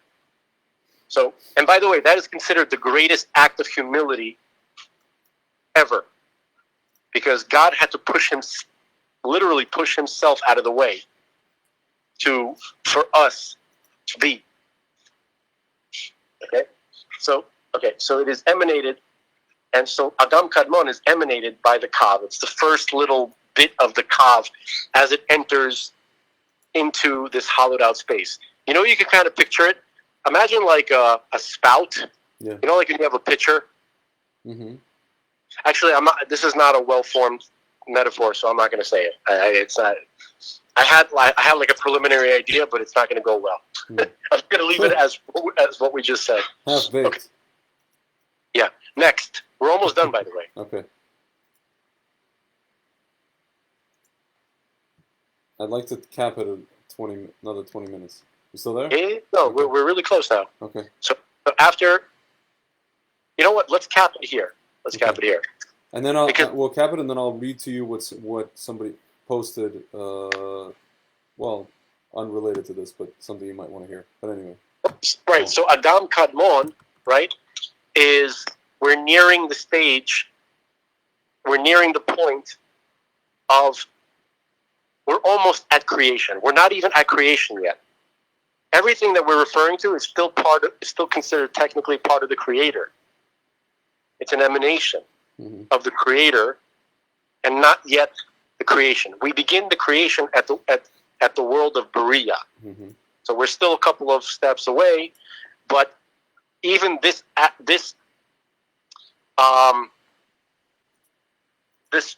expression of the Creator is starting to look like what we're going to look like. Yeah. Okay, so we're done. Thank you, everybody, for your patience, and I hope that, it's all good. Well, with that said, we were talking about the 80s and the 90s. Even our childhood has been corrupted, because I don't know if you saw, Big Bird and Elmo have Twitter accounts, So today. I know they're pushing the vaccine. I know. Words. You're gonna have to dub that out. I'm sorry. Okay. So Big Bird today writes, and I'm not gonna do his voice because I can't. I could do Elmo, but I can't do Big Bird. I got the Schmovid smacks today. My wing is feeling a little sore. My wing. He's a bird, right? But it'll give my body an extra protective boost that keeps me and others healthy. Miss Erica Hill even said I've been getting... I don't weird. I refuse. Hello? Yeah, I'm sorry. Something just started, like, I think... Oh. Okay, continue. I apologize. Miss Erica Hill even said I've been getting Smaxine since I was a little bird. I had no idea.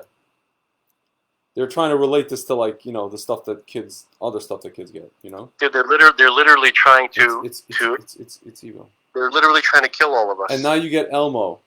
Elmo was so happy to talk to Sanjay Gupta, the guy who was made into a schmuck by Rogan, right? Who was called out for like being a silent little bitch.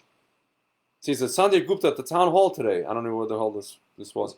Elmo learned that Elmo's friends can get the Schmovid smacks now, and soon Elmo can too. So now, in response to that, there's a guy, I don't know if you heard this guy, Dumisani Washington. He's like a pro-Israel activist. But also quite conservative guy, Christian guy. He's an African American. He has this thing called Black Solidarity for Israel, something like International Black Solidarity for Israel. You know what he said? He said, the people who don't want you to listen to Dr. Robert Malone and Dr. Zev Shmalenko want you to listen to Big Bird and Elmo. Yeah. Yeah. That's it. That's it. Like these people are talking about science, right? But they don't want to listen to all the scientists. You know, the science involves the people who are saying pro and then the people who are talking keneged. You have to listen to all of them and take everything into account. You can't just shut out the keneged ones, the ones that are going against or have some doubts. That's not how science works. That's scientism at that point. Not only that, they're going into Elmo. You know, some kind of weird, like Scientology religion type thing. No, it's a cult. And now they're going into Elmo and Big Putz. Big yellow putz and the red, like, little devil without horns. Elmo's world. You know what I'm saying? I don't think that Big Bird or Elmo would be doing this willingly. I think they got something from both of them. Yeah. I think they are blackmailing Elmo and Big Bird to do this because it makes no sense otherwise. Yeah. It's absolutely mental. It's the same schmucks who said, you know, if the Lubavitcher Rebbe were alive today, he would say da da da da da. No, he wouldn't. First of all, no, he wouldn't. Second of all, you have no idea. Third of all, if he was alive today, we wouldn't be in this situation to begin with. Unbelievable. But that's, you know, different discussion. Sort of. Maybe not. What are they going to do now? To get the count to be like, how many shots have you gotten? Suck your blood. Now he's really going to suck your blood. He's going to stop counting and actually just go suck your blood. That count. Yeah, how many shots? 3, 4, booster, Unbelievable. What about the Snuffleupagus guy? The woolly mammoth, elephant, whatever his name is. The Snuffleupagus was so cracked out that you know you don't even have to, like, you know, he's just one of those people that you just give him the shot and because he doesn't know any better. You know, he's like a completely delirious nursing home patient that would know the difference. And you know who's not going to participate? The dude who lives in the garbage can. Oscar the Grouch. He ain't participating. He's the anti. I love it. I see him and Cookie Monster not messing with this stuff. You notice we don't hear a lot about Cookie Monster. That's right. Right? We're not hearing about Cookie Monster. We're not hearing about Oscar the Grouch. Okay? And we're not hearing about who else am I who am There's I thinking like about? Telly, that crazy, the one that is always having a nervous breakdown. Yo, we're not hearing about Grover either. Yeah. Grover's also not like skeptic, you know. Grover had, and Bert and Ernie. Yo, Bert and Ernie are they're on a different wavelength with the, they're part of the LGBTQ too. Yeah, but I don't see them participating in this because they're too normal. You know what I'm saying? Like they're not crazy trans it's like stuff. Ernie. Hey, Bert. Ernie. You know what? One of my favorite things to watch when I really need to get cheered up. Yeah. They made like. By the way, I like how we went from deep Kabbalah to this. Dude, everything's connected. I know. Everything's connected. You see, like we're now down to the creations that we're controlling with, like human beings are controlling with their hands now, that look like us. It's interesting, right? Listen, this is us. Okay, when the problem, I guess it's a problem. When guys like us, we go to get Torah. I think you're covering the receiver again on your phone, by the way. Okay, hold on. How about now? Better? A little better, yeah. Okay, I was plugging in the charger. But basically, when we go to learn, right, we come from we come from a kind of like a raw world, a raw culture. You know what I mean? Like it's not... Yeah.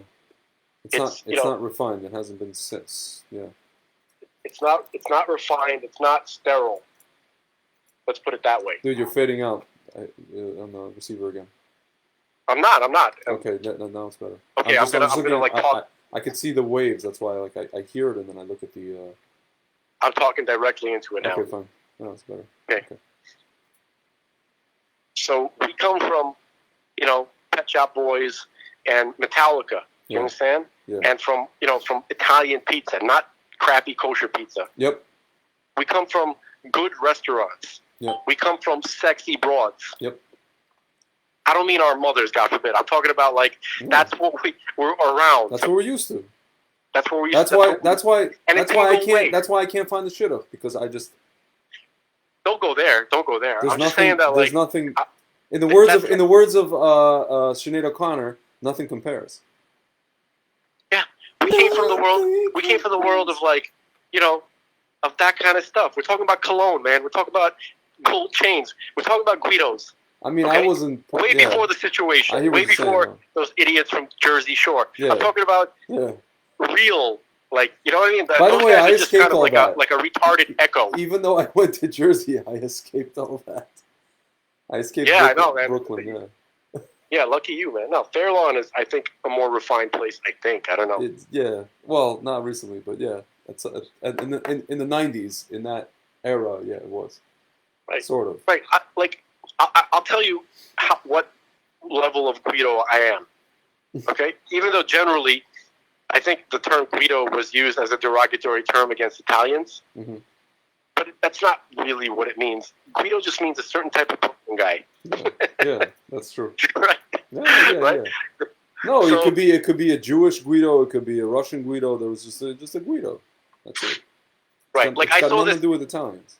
Right. I saw this this meme a long time ago. What they said about like Brooklyn guys or Guidos, right? Yeah. They're like he drinks, he smokes, he F's like nobody's business, and his mother still thinks he's a good boy. Yeah. Right? Like that guy, that's perfect, isn't it? It's like those guys. They showed those guys. The MTV back in the day, not the Jersey Shore, but there was like these MTV. They showed the different guys how they date, and they had a whole thing about these two brothers, the Guidos. And it was like that. They live at home or whatever, but they're like, I don't know if you saw this. It was like a funny thing, and they compared them to they were like the Chazzes.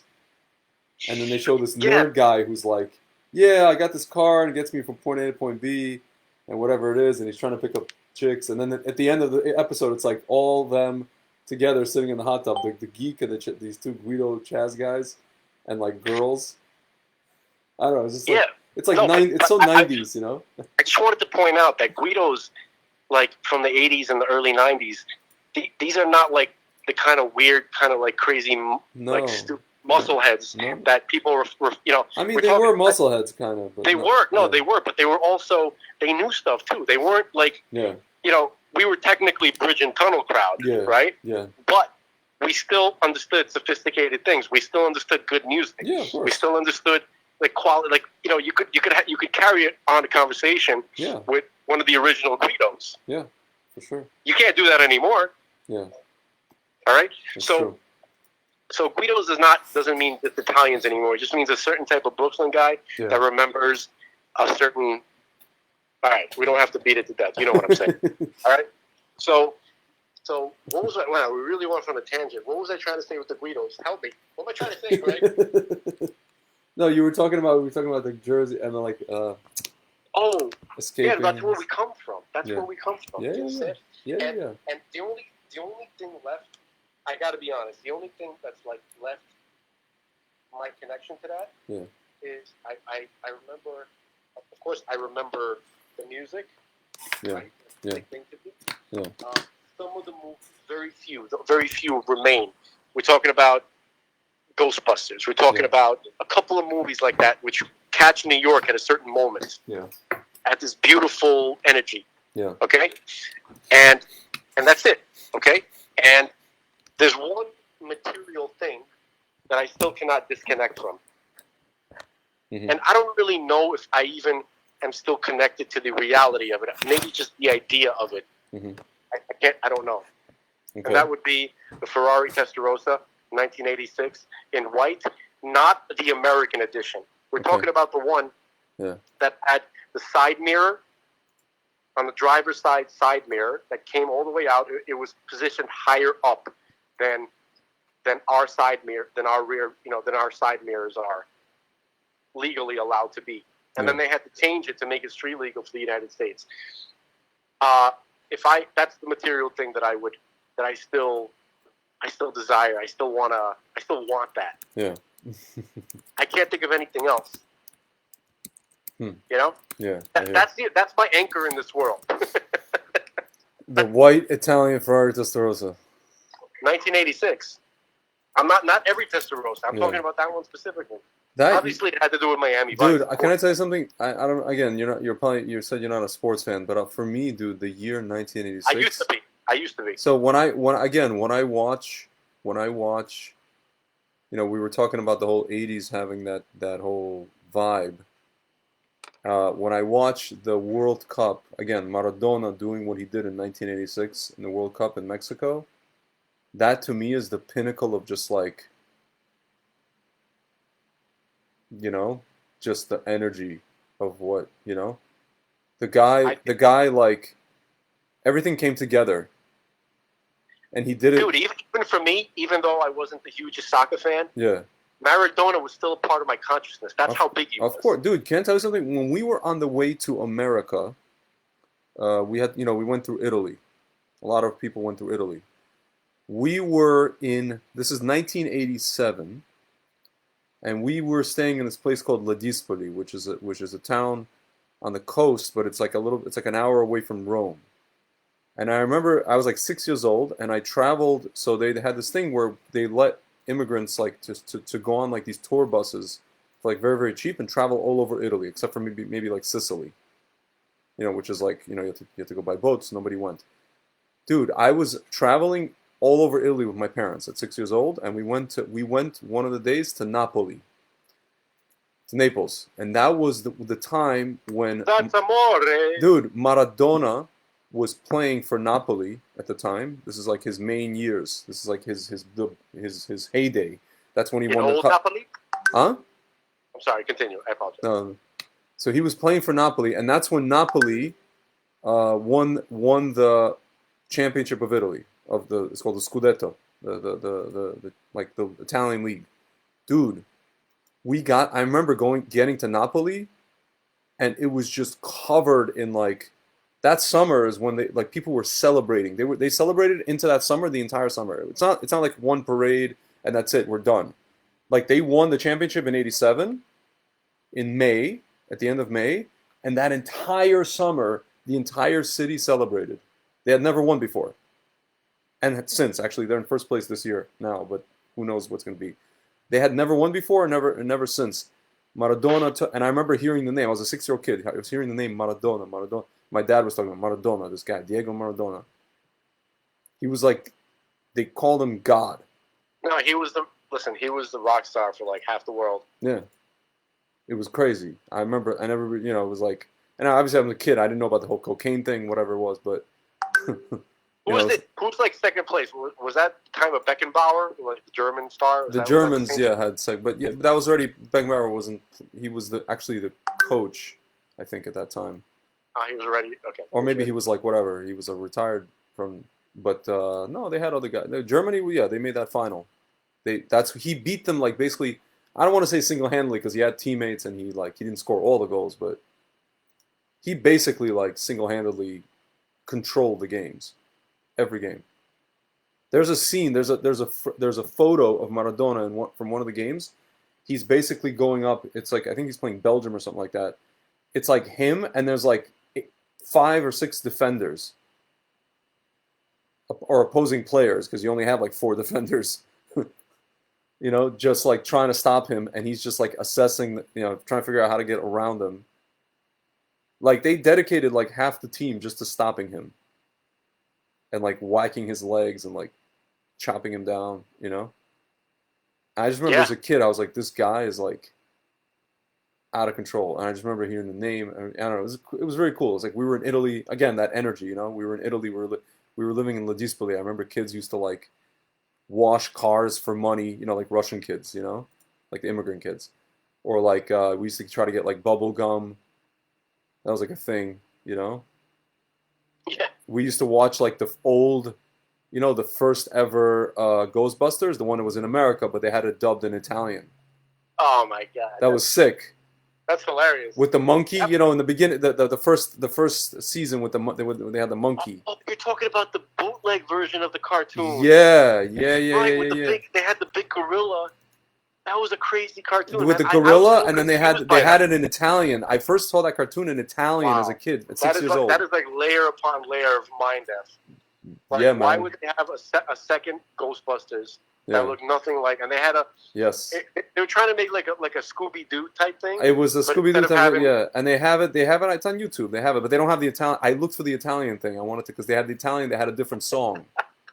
They had a different lyrics to the song. They made their own Italian theme song to the freaking. Like Celentano was. It was like sort of, but it was like it was like a cracked out version of Celentano, or Toto Cutugno or something like that. Whatever, like, dude, like all these memories, like I don't know, bro. It's crazy. You wanna set the mood. You wanna make people understand what we're talking about. Dude, you're blocked out again a little bit. You want to make people. You want to set the atmosphere. We're talking about Roger Moore. Okay. Okay, we're talking about Dudley Moore. I called him the Moore brothers. What is an alcoholic? Right, both of them are alcoholics. One plays Arthur. Yeah, Arthur. Arthur was. Are you kidding me? Yeah. Arthur is a huge chunk of the '80s. Yeah. Okay, we're talking about. Obviously, I keep talking about Ghostbusters. That goes without saying. Mm-hmm. We're talking about Cindy Lauper. We're talking about the movie Clue. Yeah. We're talking about Back to the Future. Yeah. And we're talking about, what are we talking about, bro? Jaws. We're talking about Freddy Krueger. We're talking about Jason. We're talking about. In the words of Allen Iverson, we're talking about practice. Yeah. I'm supposed to be the franchise player. That guy Steve Porter, that DJ producer, he remixed, he did a remix of that whole. I don't think I know Steve Porter. The guy, he played whatever this is I guess already when you were keeping Shabbat. He used to play in Sullivan Room. Yeah. So I remember hearing of it. The Steve Porter guy, he's like one of the progressive house kind of guys of the heyday. So he made like a remix of Allen Iverson's this press conference. It's like absurd. It's actually quite funny, quite good. Whatever. The last time I was conscious of like basketball players, I think I was 13. I remember was it Chris Webber? Oh, when he did that stupid timeout. The Webbers? The what? His sneakers. He had sneakers. He had Nike. He had the really? Webbers, right? I didn't know I know like there was. I mean, besides Jordans, there was like Barclays and whatever. No, Webbers were the shit. I mean, that was like 7th grade. Yeah. And then I just kind of like. I just remember Chris Webber was in the sharpest tool in the shed because I remember when I cared about watching college basketball when that was like a thing. He played for the Fab Five, the Michigan, and he called a stupid timeout that he didn't have left against North Carolina. I remember somebody saying, like, remember Anthony Mason? Yeah, dude, he was my favorite player. And but he kept getting into fights. And everybody who was like interviewed the Kings of Comedy guy. Remember Cedric Entertainer? He's like, he's just like Anthony Mason. We can't go anywhere. Yeah, he's just like Anthony Mason. He's fighting. He's just like Anthony Mason. Yeah, they used to say Mason your face. Like, he's my favorite player. He was Oliver Shawn, by the way. He passed away. What? Why? Why is Anthony Mason dead, man? He's not. Why is he dead? It's whack, right? Dude, and he used to play on that court on 5th Avenue and 4th Street. You know, like there was a lot of Knicks that used to come play. And yeah, that's right. On West 4th. That's right. You get off on. It used to be the D. Back then it was the D. Remember? Yeah. Yeah. I mean, it became the Q. I don't know what it is now. Who cares? DQ train. Yeah, both. There's both. Yeah, dude, he passed away like 6 years ago of I don't even know. Heart attack, congestive heart failure. He was 48 years old. I mean, he's a really big dude, you know, like he was like a little chunky too, like he was chunky, but he was like stocky. He was like yeah. But dude, that guy was he like 6'8"? He was like 6'8", 250 pounds. But he was like mostly muscle. That guy. He was like shaped like a barrel. He had this like he wasn't very. He was just like a street ball guy that just like made it to the NBA. Like that, he could only play. I mean, he played for another team after the Knicks, couple teams, but he was like that guy. You knew the Knicks would give that kind of guy a shot, because he played like he played in like these like minor league basketball leagues before. You know, before he went to the Knicks, so he was I know. So I know, man. It's like he like snuck through the system, you know. I mean, I'm sure he wasn't the only one like that. Yeah, of course. Not everybody in the league, but there's a couple of of kind of like dudes that, even though it's kind of weird, but like, I guess I kind of grew up like a little bit like a street hoodlum, a little bit. Like I had a little bit of that. Mm-hmm. That was my kind of experience. It was not an easygoing process. There's lots of fighting, lots of danger. There's knives. There's even some gun stuff. You know what I mean? There's drugs. It's not your typical. It's not Degrassi Junior High. Yeah. You know? Yeah. We're not talking about Thornhill. It's like my friend. It's like my friend who grew up in Israel, and he used to watch Saved by the Bell, and he said, I was always so jealous of people who went to American high schools. I wanted to be in that. He thought it was like all Saved by the Bell, and I wanted to have the locker. And I'm like, dude, I told my friend, I'm like, dude, you would have ended up inside the locker.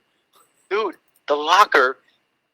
I wanted my parents to move to Connecticut or someplace. I had a locker in Jersey. I had a locker. I had the same. I wanted to live in a place with lockers in a town where your high school has a locker. I had the same locker for 4 years, and I remember the combination. I wanted to live where John Hughes films all his movies. That's where I live, dude. That's where I live. That's a sort of where I live. Kind of. Yeah. But it wasn't California. No, he filmed it in California, in the California burbs. Really? I thought it was like somewhere in Ohio, no? Actually, no, I'm sorry. Yeah. It's depicting Illinois, Ohio, Midwest, but I think some of them were filmed in Cali, I think. Yeah, that would make sense. It's easier to film there, I guess, but yeah. Yeah, man, like I didn't want the kind of trouble that I had. I wanted more like the donger. The what? Remember, like that movie? What was it? No, it was. Oh yeah, 16 Candles. Yeah, Remember, it was one of the Molly Ringwald movies, right? Yes. Where they had an exchange student from, I think it might have been from Korea, and his name was Long Duck Dong. Yeah. Remember? He's like, that was Kenny Watanabe. I want to dance. Yeah. Right.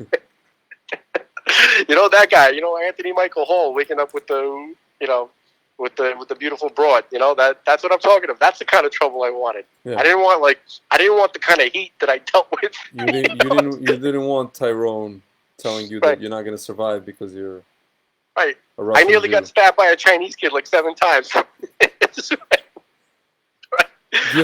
Gives new meaning to the term night of long knives or something like that. Yeah, dude. Like seriously, like there was dudes like who, like, oh, you heard, your friend, you hear, oh, yo, he got, his head smashed. Then like this kid Andy that I knew, he got hit in the head with a pipe, and he wasn't the same after that. Yeah. This other kid got hit by a car on purpose because of like in my neighborhood you had these avenues. Yeah. Or these streets, like Kings Highway and Avenue U, and all these places. So each avenue had the fill in the blanks boys. Yeah. Like these gangs of hoodlums and stuff like that. Yeah.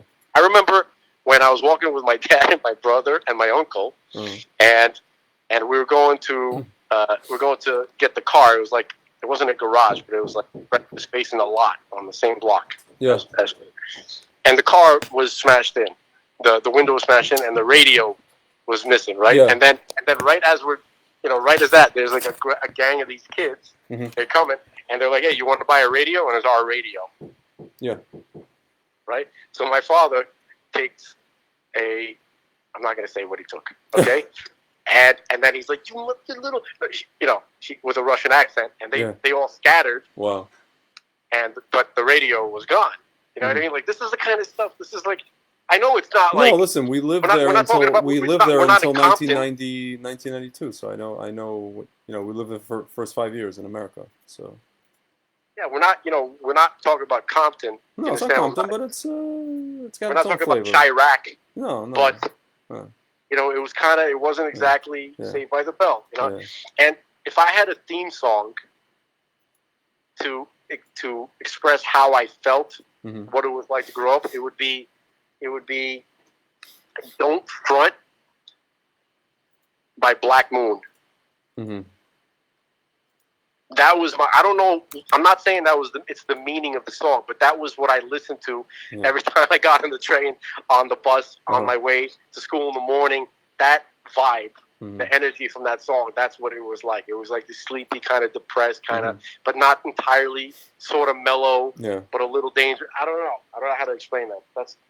we're not talking about like a regular yeshiva boy. It's kind of a little different. With that said, we're going to stop fronting. It's already been 2 hours and 42 minutes. Don't front. I got you open. And, this has been real, man. Yeah, bro. This has been real. And, girls, we've been dropping, like, nuclear bombs on people, though. That's right. People shouldn't be deprived of this, man. They should not be deprived of this, and they also should know that maybe they had the similar experiences, and that it's okay. And it's okay to like talk about, and it has actually everything to do with Torah. It has everything to do with Torah. It's not to be, I'm telling you, dude. I went to like the home of this one rabbi in Jerusalem. And I know that he was like, he used to be like a music producer. And I asked him, what was it like to work with so-and-so? And, we're sitting there at the lunch and he like turns red and he just kind of like changes the subject. And I'm just kind of like, dude, this is part of your life. This is what made you who you are today. Why are you hiding? Like I didn't say this to him. I'm just like thinking, I'm like, why are you hiding, dude? No, because that's how we are instructed. We're instructed to it's terrible. Try to erase and disconnect as much as possible, but that goes against what the Baal Shem Tov said. Yeah, well, yeah. So it's like, well, whatever. He's part of a different school, this guy. But I was just like, okay, I got it. Like, his son was sitting there. His son obviously grew up FFB already, and I'm thinking, okay, maybe when his son leaves, we could talk in private. But no, the guy was not having any of it. And I was just like, what's going on? I thought we're talking about Torah Chaim. The Torah is life and everything is in it. So like, I don't know. Very strange. There had to be a reason why we went through that. Yeah, of course. You know what it is? I have an idea. We can probably save it for next time. But Yeah. I'll hint that I'll introduce it. Yeah. Relatively speaking, the Orthodox community, that is the sterile world of tikkun. Yeah. The world that we come from comes from the world of tohu. Yeah. And God wants that. He actually wants tohu. Yeah. He wants that energy, that passion, all that we experience, but to put it in the right vessels. Yeah. Okay. That's it. All right. We'll talk about that next time. Be well, my friend. All right, sir. I'll talk to you soon. Take care, folks at home. Yeah. Laters. Bye.